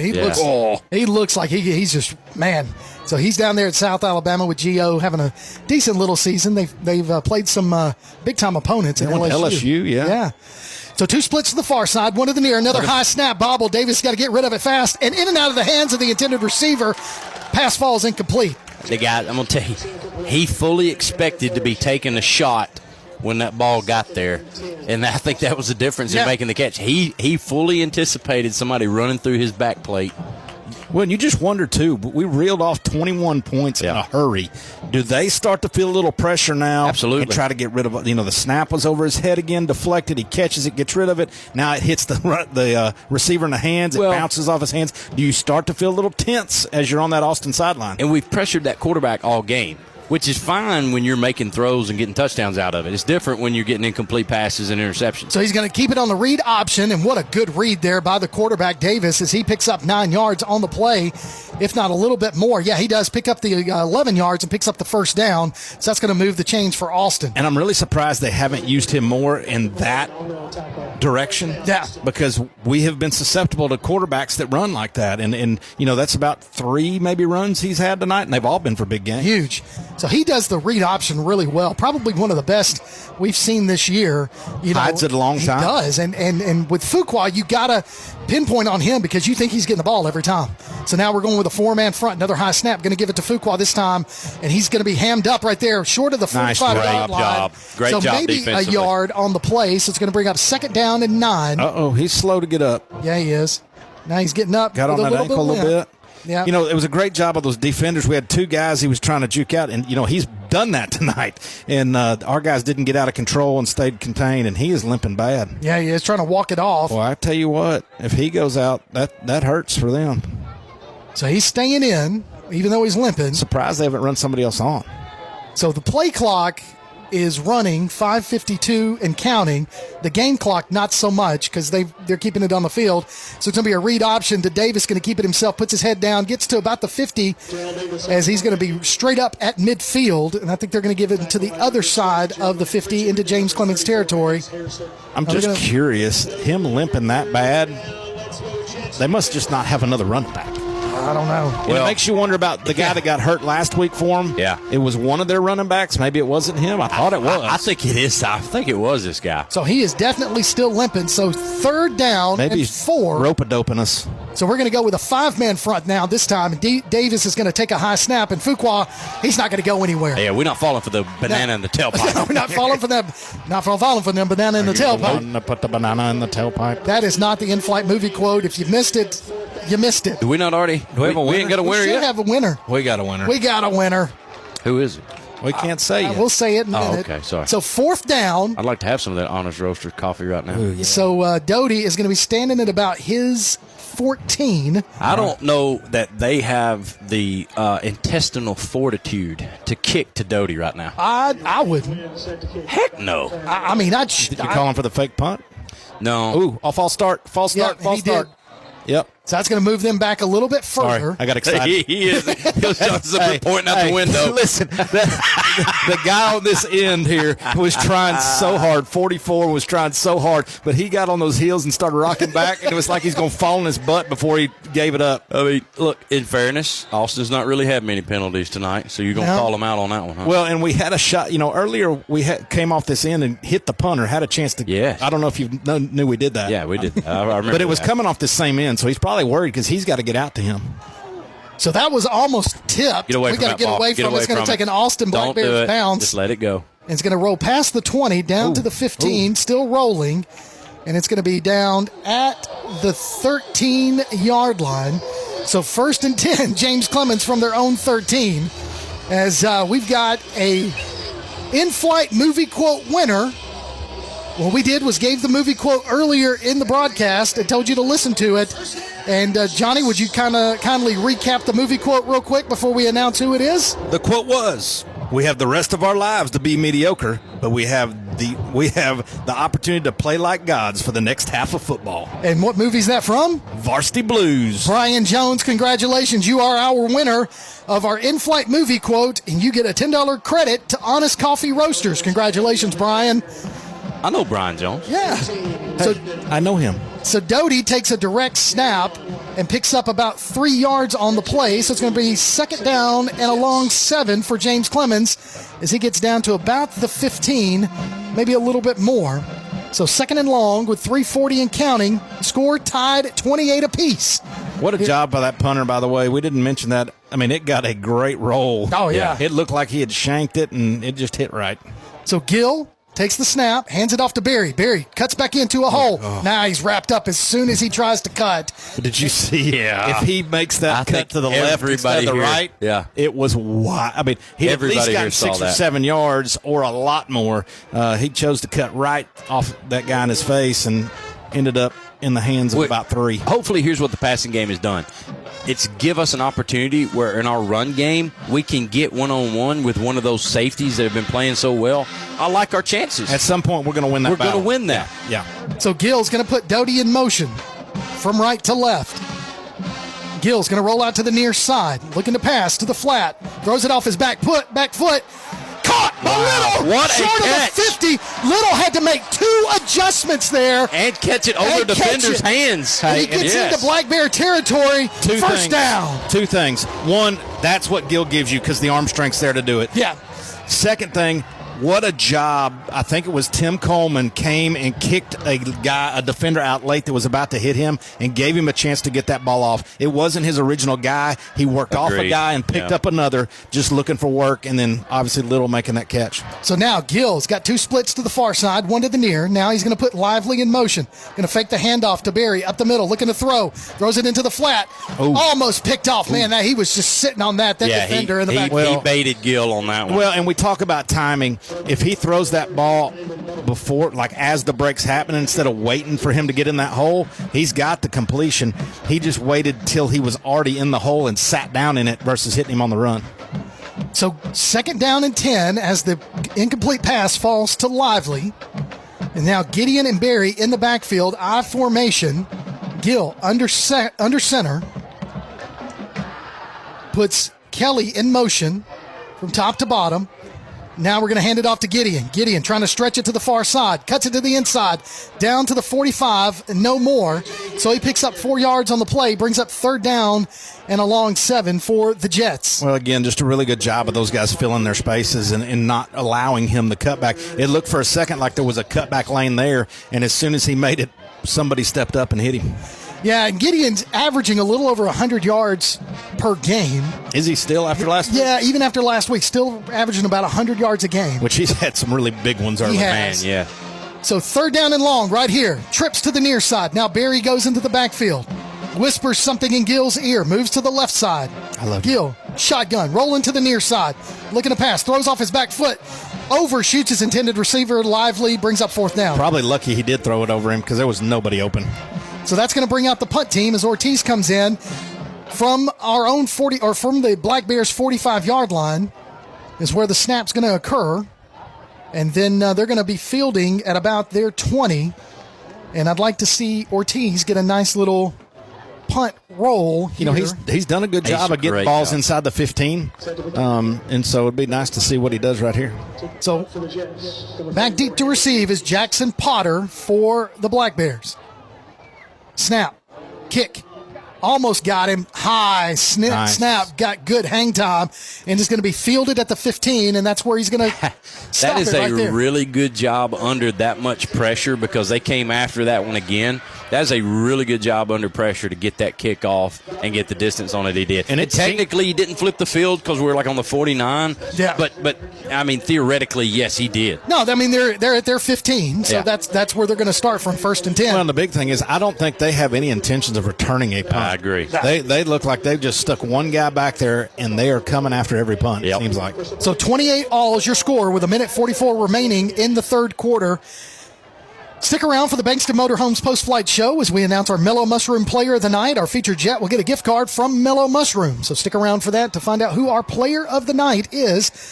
Our Mellow Mushroom Player of the Game. All right, 1st and 10, Austin from their own 15. Snap, high. Dropping back to pass is Davis. Got pressures. Got to run. He's going to be brought down for a sack. Well, actually, he's going to get positive yardage on that, about 2 yards. Doesn't track up as a sack. Nah, he's going to be gimpy. He rolled up on that offensive line. That offensive lineman's still down. So, yeah, I think you're right. That was a coverage sack all the way. We had guys covered great in the backside of our defense right there. And he tried to step up and create some space to get a throw off, and there was just nobody to throw to. And we had great pursuit on our defensive front. So we got an injury timeout on the field. Finally, or actually not finally, but he does get up and walks off the field. A little hard on him there, Kirk. I'm sorry about that. I wasn't meaning it like that, but you're right. He got a little limp coming off, and you knew the way he got rolled up on. That's always a danger for an offensive line. Oh, yeah. It's the worst. Because you're rolling up. They're not paying attention, and they've got themselves locked in. If you've ever been standing around and a buddy come up and just kind of clip you in the back of the knee and it just give way, happens, that's 100 times worse to get rolled up like that. Right. You're never expecting it. Oh, it's awful. So 2nd down after he does pick up 2 yards on the play. So 2nd and 8 for Austin. So it wasn't a sack, but it was definitely a coverage tackle there on the quarterback. Fuqua to the right of Davis. 2 splits to the near, 1 to the far. Doing some defensive shifts here. Snap. Looking to pass. Throws it into the flat. Tank Nice Ezel job. gets out there and makes that tackle in the flat. No. Is that not Tank? If Tank's out there covering somebody, we're in trouble. No, that's Jock.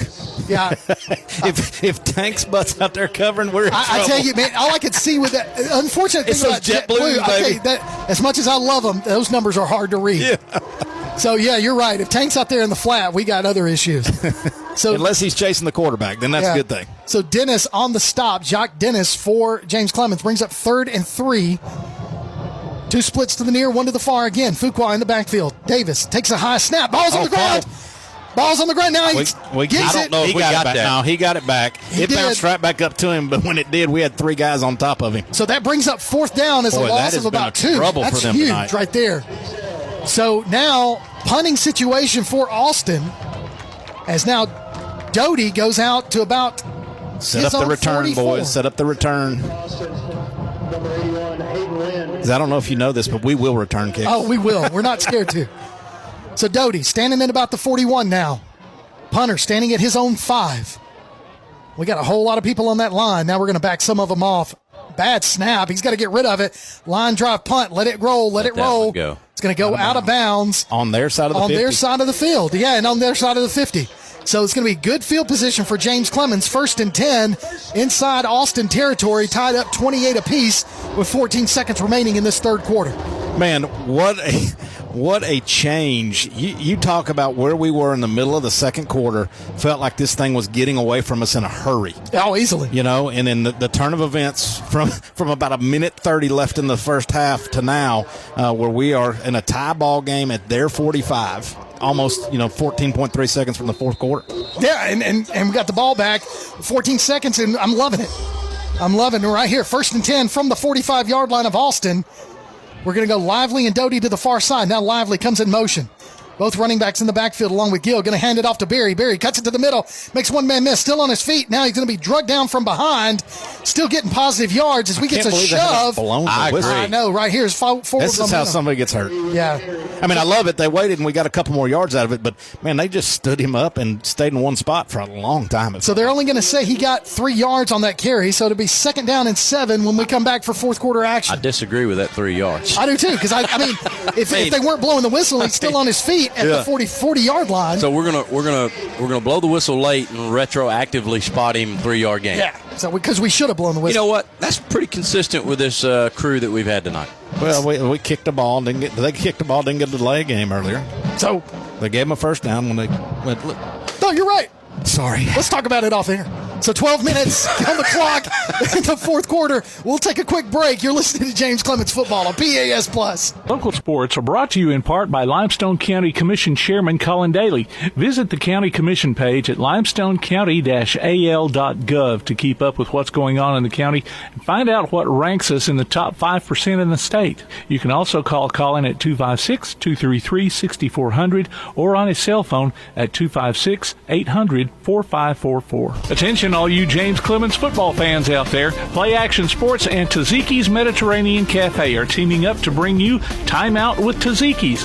Listen to James Clemens Football from Play Action Sports, and during the first time out of every game, we'll announce the winner of a chicken dinner for 4 from Taziki's Mediterranean Cafe in Madison.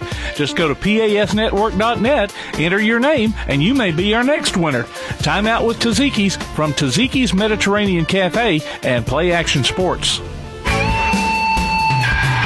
Welcome back to James Clemens Football on PAS Plus. 2nd down and 7 for James Clemens from the Austin 42-yard line. 2 splits to the far side. Going to hand it off to Doty on the other side. He's got some room on the outside. Puts his head down. Gets the first down. Still on his feet. Down and man, trying to get extra yards. Well, that's where we got to be careful trying to make that extra play. Well, we had one of our linemen down the field like that. He just grabbed a hold of him by the waist and started pulling him forward. Well, he's not a big guy. No, he's not. So picks up the first down on that run. He plays big. So takes it all the way down to the Austin 34-yard line. 1st and 10. Wish it was 1st and goal. Well, Nostradamus, maybe it's coming. Let's just, trips to the near side. I have a premonition. Trips to the near side. That's Doty, Lively, and Little. Barry in the backfield. Going to be a swing pass out to Doty. Doty got some blockers in front of him. Cuts to the inside, past the 30. Still on his feet now. Finally dragged down to the 24-yard line. And, I thought Gill waited too long to get that ball out of his hand and gave everybody time to read it and come to it. But it's set up perfectly. Doty had a chance to read those blocks and make the right decision. Well, the funny thing is he cut back away from his 2 blockers into white jerseys, but then found a way to squeeze through 3 of them. He did. So Doty picks up the first down, so it's 1st and 10 from the Austin 24-yard line. So now officials timeout as somebody's tying a shoe. Yeah, it's not like we got something going. All right, I just wasn't sure. So he tied his shoe. Now he's ready. That was an Ole Miss injury. So trips to the far side. Barry in the backfield with Gill. Snap. Barry's going to get the handoff. Nowhere to go. It's just going to collapse on him, and he's going to lose some yardage on the play. And you kind of saw that developing as that linebacker for Austin just really came in and filled that gap. And there was something off right before the snap. The offensive linemen were yelling and pointing, and I know they're communicating, but it looked a little chaotic right there before it got snapped. So loss of 5 on the play. Loss of 5, and that's going to put us behind the chains. 2nd and 13. I say 3 yards. Looks like 4. That's 5. They've struggled with some spots. Yeah, so it's 2nd down and 15. He's got to get. Got them right where we want them. He's got to get to the 14 for a first down. Swing pass out to Doty in the flat. Doty got to get rid of it.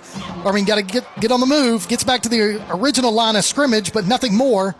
As now Austin's got another player down on the field. Well, I'm still going with it was a 4-yard loss. I'm sorry. Even though they marked it 5. No, they marked it 4. Well, listen. Third and 10 and a half.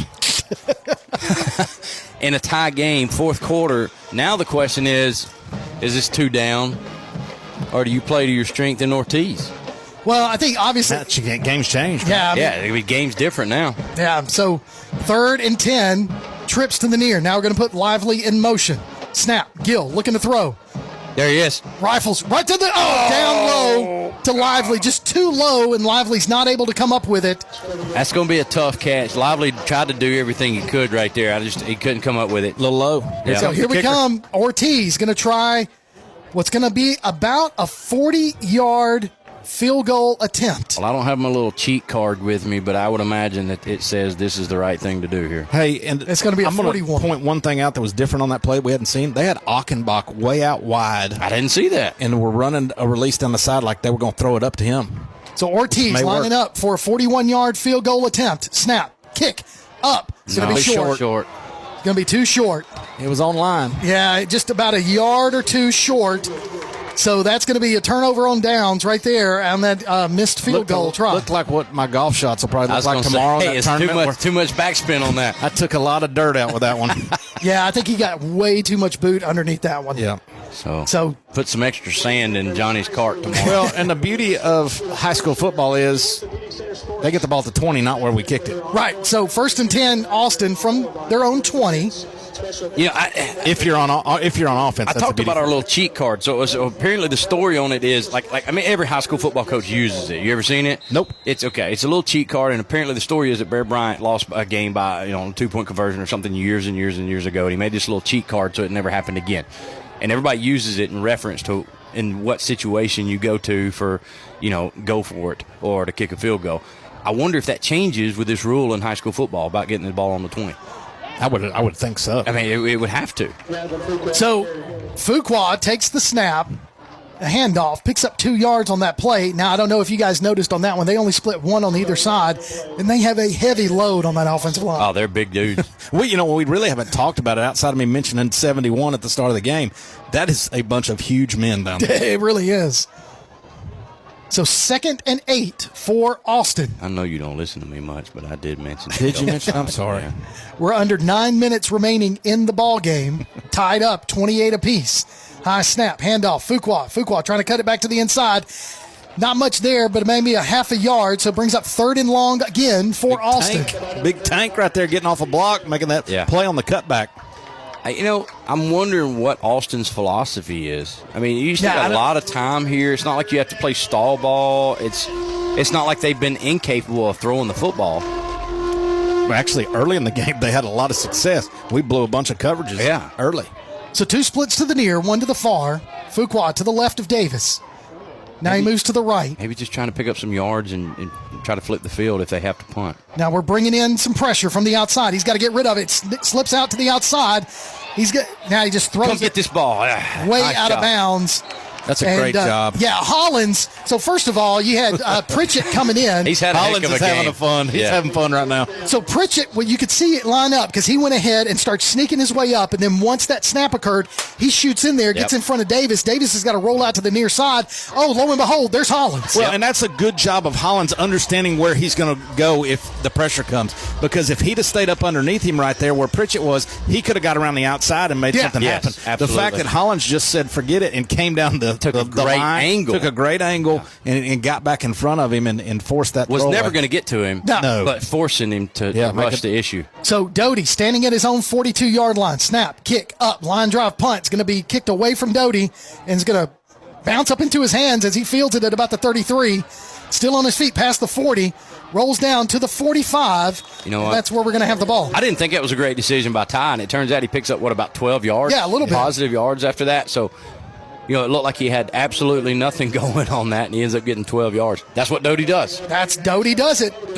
So 7:48 remaining in the regulation, knotted up at 28 apiece. And you know what? We want him to have a great game that he hasn't had because, you met him. He spent time with us on the podcast. What a wonderful kid, And he's not the only one. No. But what a great kid that he is. Just such a great representative of the school and his family. Yes. Well, I've loved what our guys have done offensively. Our coaches have, finding ways to get him the ball even when the passing game hadn't been great.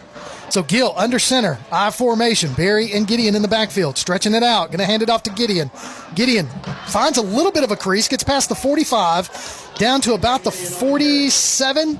So a nice pickup of about 3 yards on that play. So 2nd down and 7, as I'd like to see us eat a lot of clock here. Well, you took the words out of my mouth when you said a little bit of a crease. Early on, that little bit of a crease, we weren't able to hit it, and we're kind of looking for the cutback. Austin's taking the cutback completely away all game long.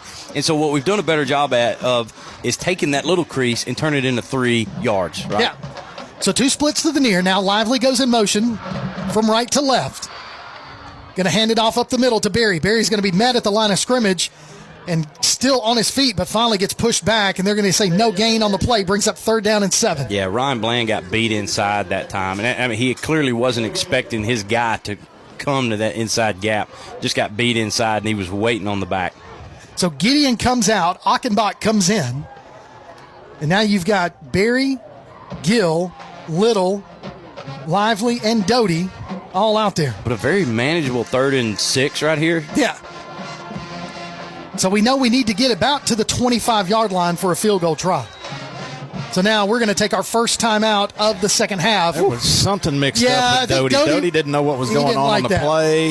Yeah. Wasn't sure where to be in the lineup. Yeah. There was some miscommunication somewhere. So quick timeout. We'll take one as well. 6:33 remaining in the ball game. 28-all is your score. You're listening to James Clemens Football on PAS+. North Alabama Gas District has provided safe, reliable, and economical natural gas service to Madison and surrounding areas of Limestone County for over 40 years. However, accidents and leaks do sometimes occur. If you smell odors similar to rotten eggs or notice other possible signs of a gas leak, such as a fire or explosion, a blowing or hissing sound, or blowing dust or bubbling water, leave the area immediately, avoid ignition sources, warn others, and from a safe location, contact us immediately at 256-772-0227. And remember to call 811 before you dig. North Alabama Gas District, we take safety seriously. She wouldn't tell me that. Welcome back to James Clemens Football on PAS+.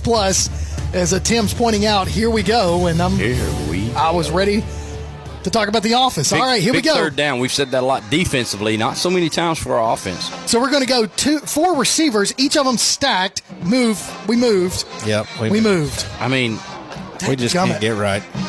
Coming out of that timeout. And what it was, penalties.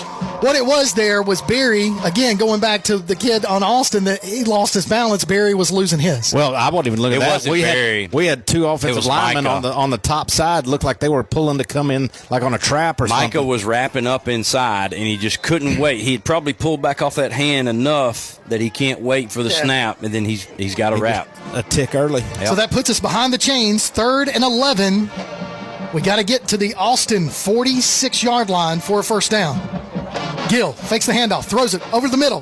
Pass behind, Lively, falls incomplete. 4th down. Sure who we were throwing to or what was being run. I think he was trying to throw it to Lively, but it just, we haven't seen Gill rush. That time he totally rushed it. Because it looked like Barry was still in the way. He released out of the backfield and was in line with Lively when he threw it. He didn't have a chance to cut out. So watching Little come off the field, he's got a little bit of a limp there. It could be a strut. Yeah, could be.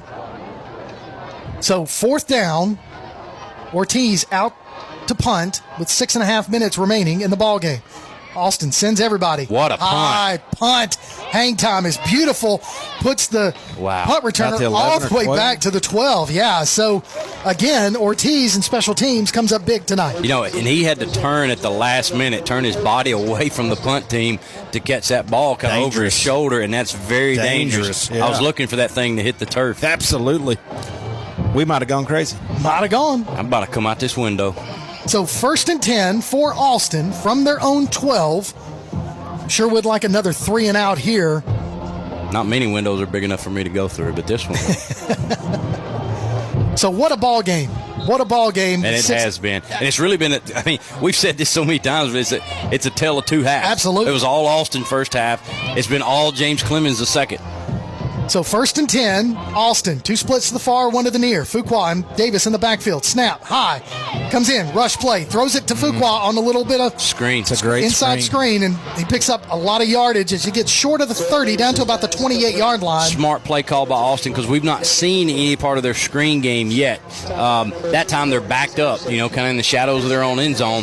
They know that we're coming after the quarterback. It's a good time to call a screen. They had me fooled. I thought he rushed because we were in his face. Well, he threw it kind of side. He did. It was a straight shot. It was no, it was on a dump line. over the top. Like we were getting to him in a hurry. Yeah. So 1st and 10 from their own 29-yard line. 2 splits to the near, 1 to the far. Fuqua in the backfield. Davis waiting on the snap. Snap there. Hands it off to Fuqua. Fuqua up the middle. Burst of speed. No, that's a new running back. That's number 0, Kenneth Joshua. So coming in for Fuqua, and that might show us that Fuqua is a little bit banged up. Well, I'll tell you what, Austin's got quite a few banged up. I mean, you got offensive linemen limping around. Fuqua's left the game. We saw him get banged up earlier. They know they've been in for a fight regardless of what happens here. Oh, easily. So now you've got Joshua in the backfield along with Davis. Snap. It's there. Handed it off to Joshua. Joshua got himself a hole, puts his head down, falls forward again for some positive yards, picks up about 5 yards on the play, brings up 2nd down and 5 as they're in James Clemens territory. This guy's definitely got fresh legs. Well, and they found something here. They're going back to their run game right at us with some fresh legs, like you said, and he's finding a crease and getting chunks of yards, which is what you want to avoid. So Joshua listed at 5'10", 175, and Fuqua is 5'9", 170. So 2 pretty decent-sized backs. Oh, yeah, good-sized running backs. And run hard. Yep. Snap. Fake the handoff, throw it out to the flat, picks up a block, spin move, finally brought down to about the 37-yard line. Which he got the yardage he wanted, but man, Mason Rose stepped up there and just blew that block up. He basically sacrificed himself to open up somebody else to come make that tackle, and blew that guy up. And I'm proud of our guys the way we've done that on the perimeter. Not kind of stalk block with a receiver and stayed engaged, but just run through that guy so somebody else has a chance to make a tackle. So it looks like Joshua's going to stay in the backfield with Davis. Again, 2 splits top side, 1 to the near, heading towards the north end zone. 1st and 10. Hand it off to Joshua. Joshua's going to make a man miss. Finally gets down to about the 31-yard line. So it'll be 2nd down and about 3. I was going to say something we talked about in the first half is those guys, the blocks up front are holding us just long enough. It looks like we're getting our arms to those guys, but they're getting to the second level of our defense because all we're getting is arms. That's all you're getting, and those guys are going to run through arm tackles. Yeah, absolutely. So 2nd down and 3 to go. We don't have Nate and Bambi down there that used to reach out and just rip guys to the ground. 6 foot long arm. Yeah. So we're under 4 minutes remaining in the ballgame. Quick pass, deflected, up in the air. It's going to be picked off. Oh, my goodness. Goodness. Or did they give it back to Austin? I think they gave it back to Austin. I think he came up with it. Yep. We had it. The quarterback ripped it out of our hands.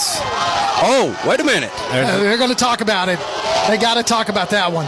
They gave it back to him. Yep. And now, in all fairness, they went to the ground, and Austin's quarterback came up with the ball. Yeah, now he yanked it out of the hands. I think we were already on the ground, but Kevin Hart on the I see screen. that. Trying to figure out what's going on.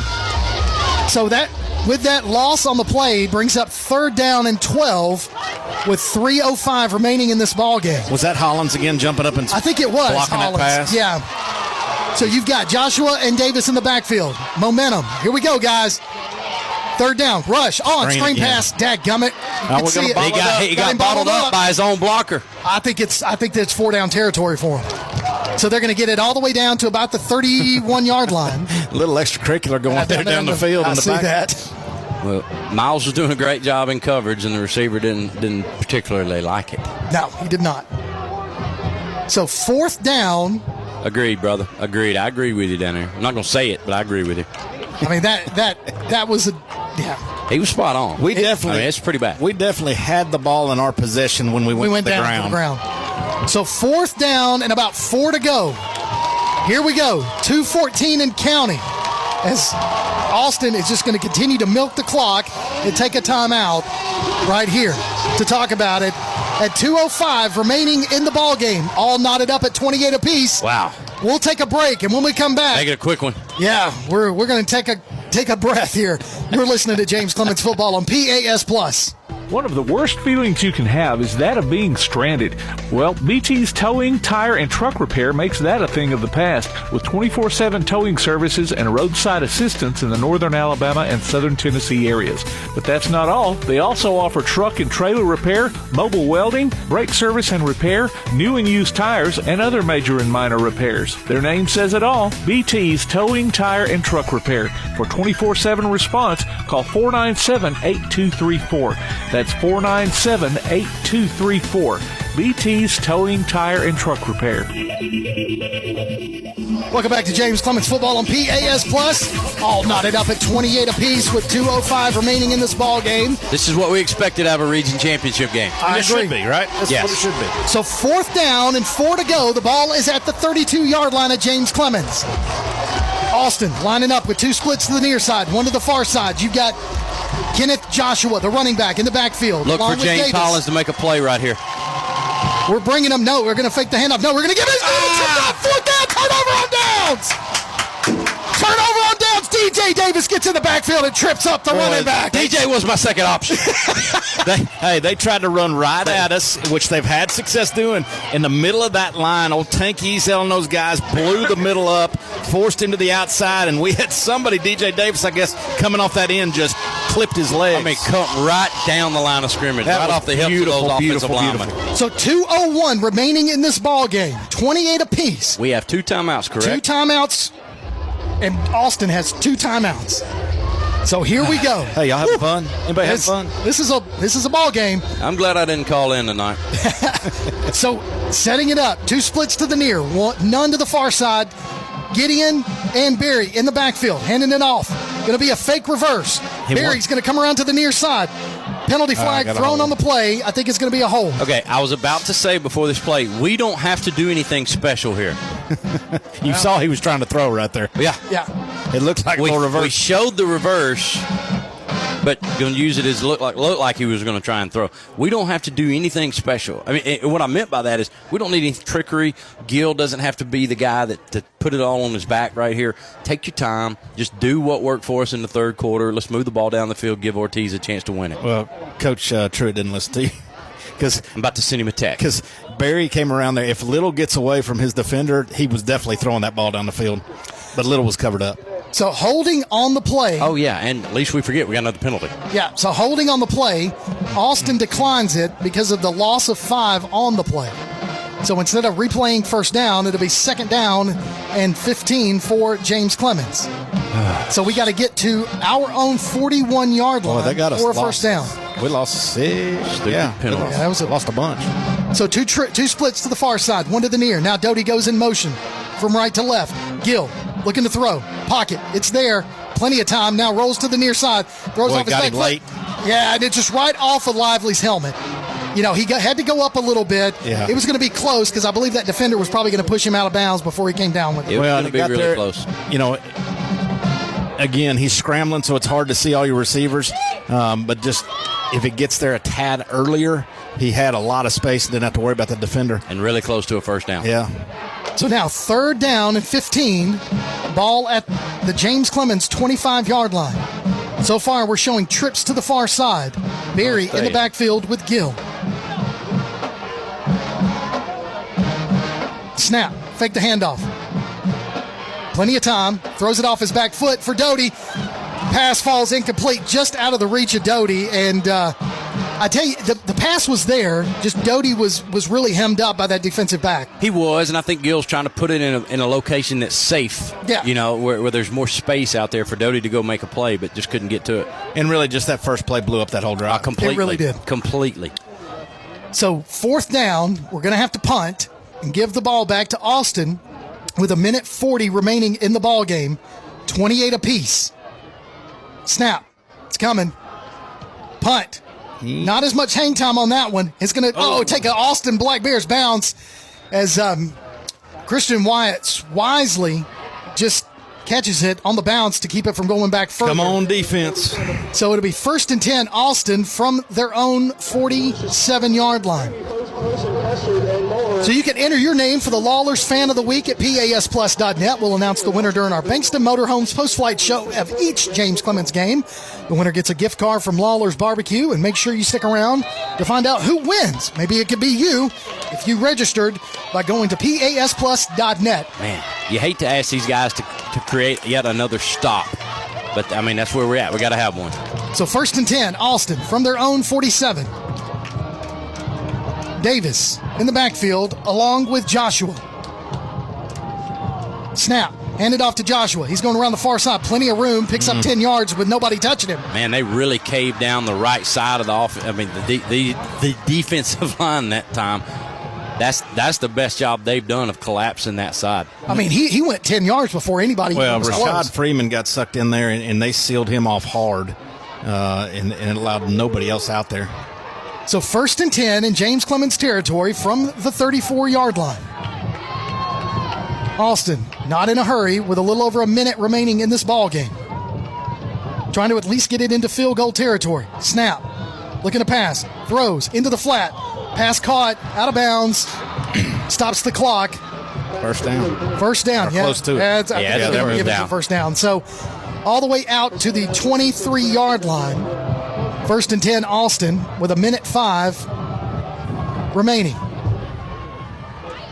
So we need a turnover here. I would love to see a turnover right here. I like the way you think. But if I'm Austin, I'm just giving it to Joshua. Just don't know what their kick game's like. No. So Joshua's going to take it around to the far side again. So we get sucked down inside. And now he goes out of bounds. I'm not sure how we didn't get a holding call right there. You got a guy that's trying to get. You got a guy trying to get away from his block, and 3/4 of his body's out there, and something's keeping him inside. That's a hold, especially from a guy who's limping, an offensive lineman who's limping. So 2nd down and about 4 for the Black Bears. A minute on the clock exactly. 28 apiece in this hard-fought Region 4 matchup between these two really good teams in North Alabama. 2 splits to the near, 1 to the far. And they have us just really far back. And they're going to hand it off to Joshua up the middle. He's dancing his way past the 10 down to about the 9-yard line. So he picks up another Austin Black Bears first down. Well, time is critical now. Penalty flag on the play. And they're clapping as though it's against us. You're going to get a personal foul on Hayes Harrison there at the end of the play. I don't know what happened, but running back Joshua jumped up screaming and looking at the referee, and then the flag came out. So the official's going to make the call here in a second. Well, if so, it would match the narrative for tonight's game on this sideline. It's just dumb penalties. Yeah. Dumb penalties have put us in this situation to this point. So wait on the official to make the call. Here it comes. Holding against the defense. So moves it up.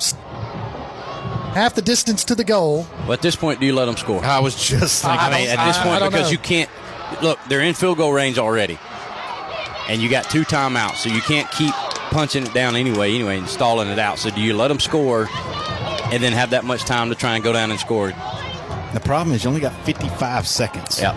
And 2 timeouts. And if the back's really smart, he realizes you're letting him score, and he takes a knee before he gets in. So the clock starts on the whistle. Here we go. So now, another play stoppage. Yeah, Coach McGee took a timeout. So Coach McGee takes a timeout to stop the clock with 54 seconds remaining in this ball game. Guys, again, 28 all, and just a lot of things happening here, and we've just given up so many big runs trying to predict the pass on that. Well, but the deal is, we knew that was the type of offense they had. They are going to out-athlete us. They're going to outsize us. You're going to give up some chunk plays, but you try to make them make mistakes, which they have tonight, and given us chances to get out of drives. And then we've found ways to kind of shoot ourselves in the foot from time to time.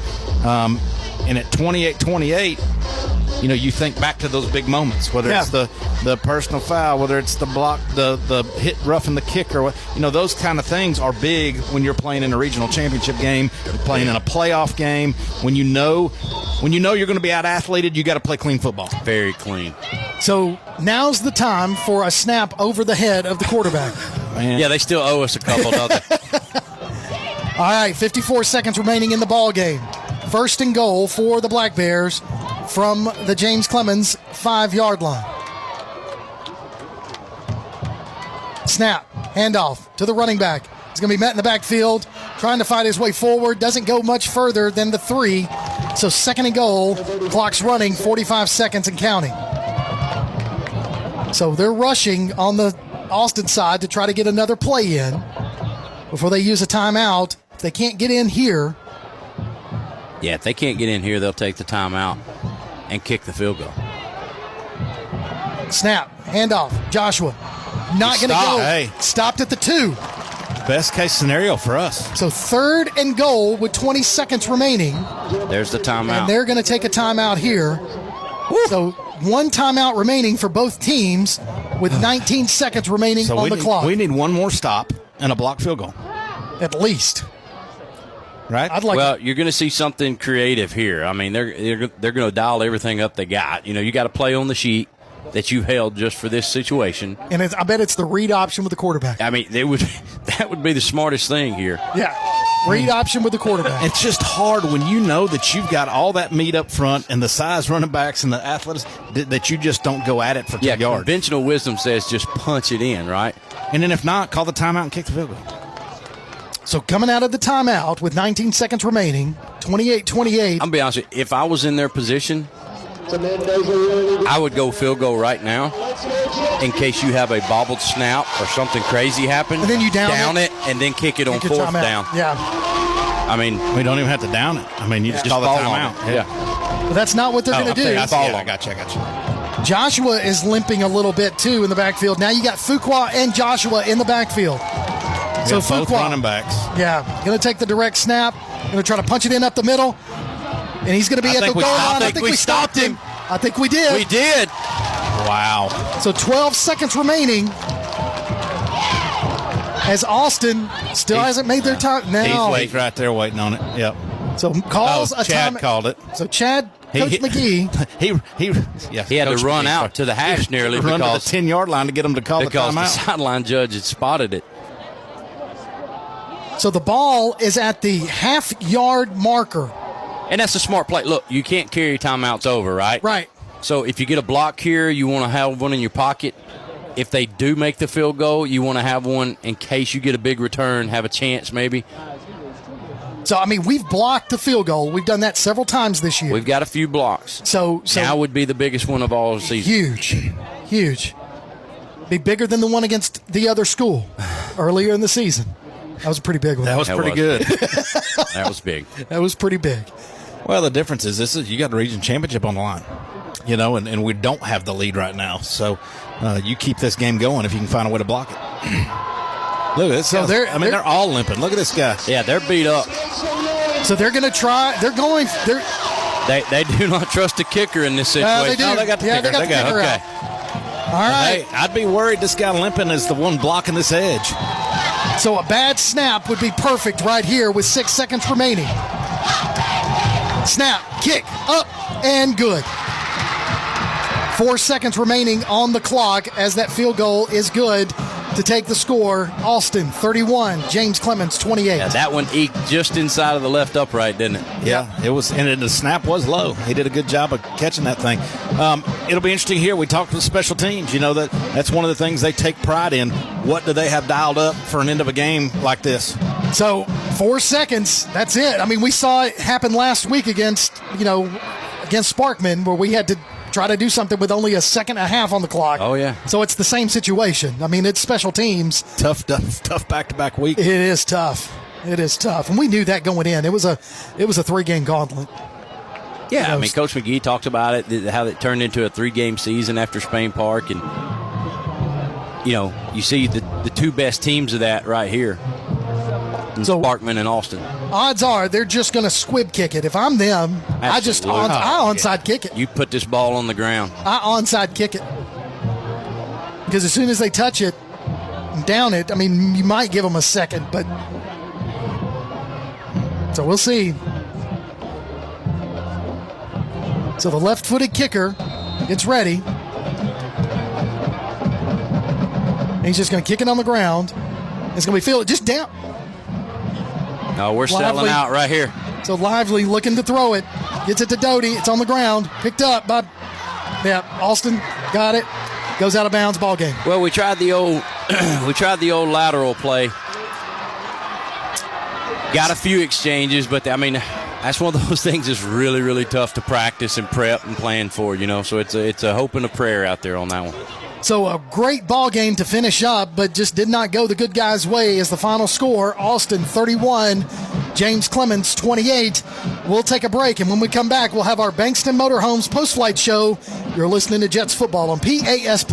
Athens Utilities comprises Athens Electric, Athens Gas, and Athens Water Services. Together, we are committed to providing reliable and affordable electricity, natural gas, and water and wastewater services. We operate as part of the City of Athens, and just like our city's motto of Athens is classic, Southern, character, we believe in supporting what makes our community special. And that includes local sports. Call 233-8750. Come by our office at 508 South Jefferson Street or look for the link online at athensal.us. Local sports are brought to you in part by Limestone County Commission Chairman Colin Daly. Visit the County Commission page at limestonecounty-al.gov to keep up with what's going on in the county and find out what ranks us in the top 5% in the state. You can also call Colin at 256-233-6400 or on his cell phone at 256-800-4544. We know you want to look good. Chopping Blades Barbershop knows it too, and they're passionate about making their clients look great. Men, women, kids, doesn't matter. You can just walk on in their location at 7985 Highway 72 Suite 2 in Madison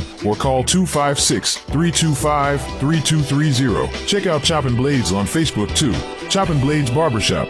Mellow, a state of mind, a culture, a way of being, and the philosophy behind Mellow Mushroom Pizza Bakers. Since 1974, their mission has been to provide delicious food in a fun and creative environment. The originators of hand-tossed, stone-baked classic Southern pizza, Mellow Mushroom makes their pies with high-quality, fresh ingredients to elevate the dining experience. So mellow out at Mellow Mushroom, a higher order of pizza in Huntsville at 470 Providence, Maine, and 2230 Cecil Ashburn in Jones Valley.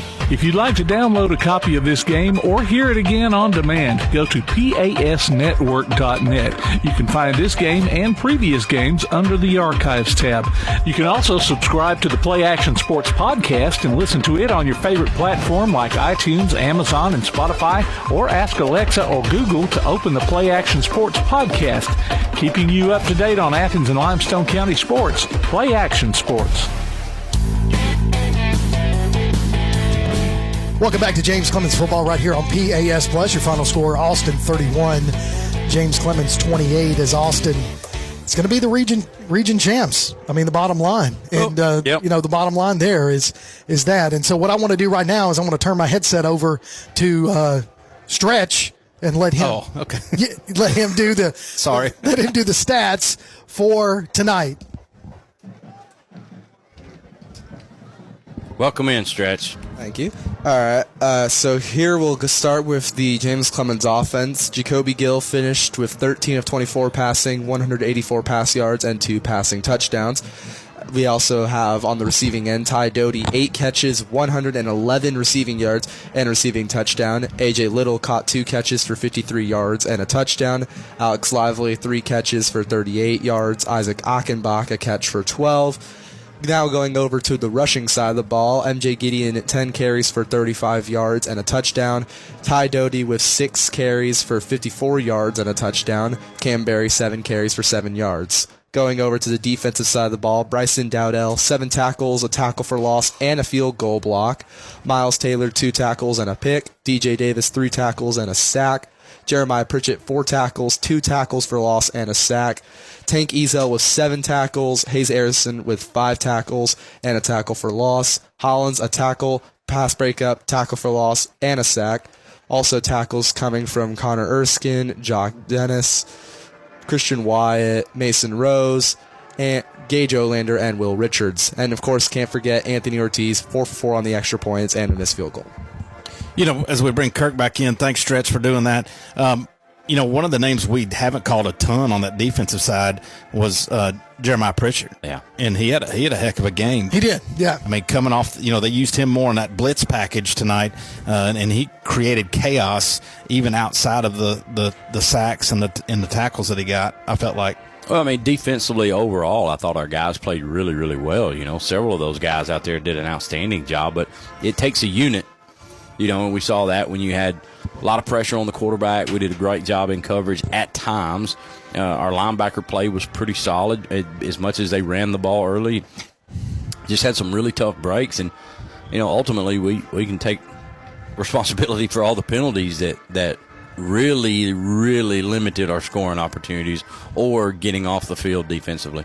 Absolutely. Well, and you look at how things are shaking up now. Austin, obviously the winner of the region. They've got 2 more games left in the season, or in terms of, I think they got one region game left. So they're going to own it. They're going to be the region champs. Now, who's going to be the runner-up? And that's the question. That becomes cloudy after last week and then losing this one. We have the 2 losses. I think Sparkman's at 2 losses. Florence has 2 losses. Florence is at 2 losses. They play each other next week. So one of those will be out of the equation, you think. And so it'll be interesting to see. We go to Albertville. Right. Who's not got a good football team, so you hope we recover and play well and win and stay at 2 losses in the region. What happens at Florence with Sparkman is huge, because if Sparkman wins that game and we beat Albertville and both have 2 losses, we lose the head-to-head there and end up in 3rd and have to go on the road. So you can see what's going on here is they're going to go Clay cut the scoreboard off.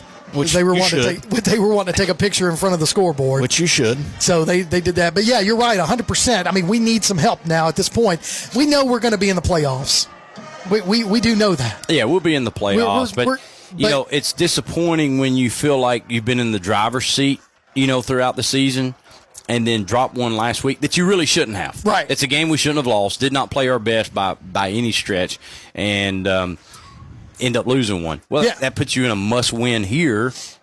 Against a really good team. To secure a 1 and 2. And, we talked about it. This is what your region championship game should look like, 28-28.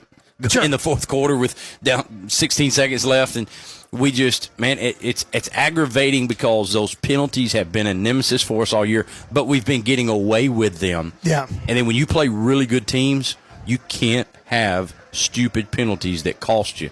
And that was the deciding factor tonight in the game. I agree 100%. So you can enter your name for the Lawlers Fan of the Week at PASplus.net. We'll announce the winner during the Bankston Motorhomes post-flight show of each James Clemens game. The winner gets a gift card from Lawlers Barbecue.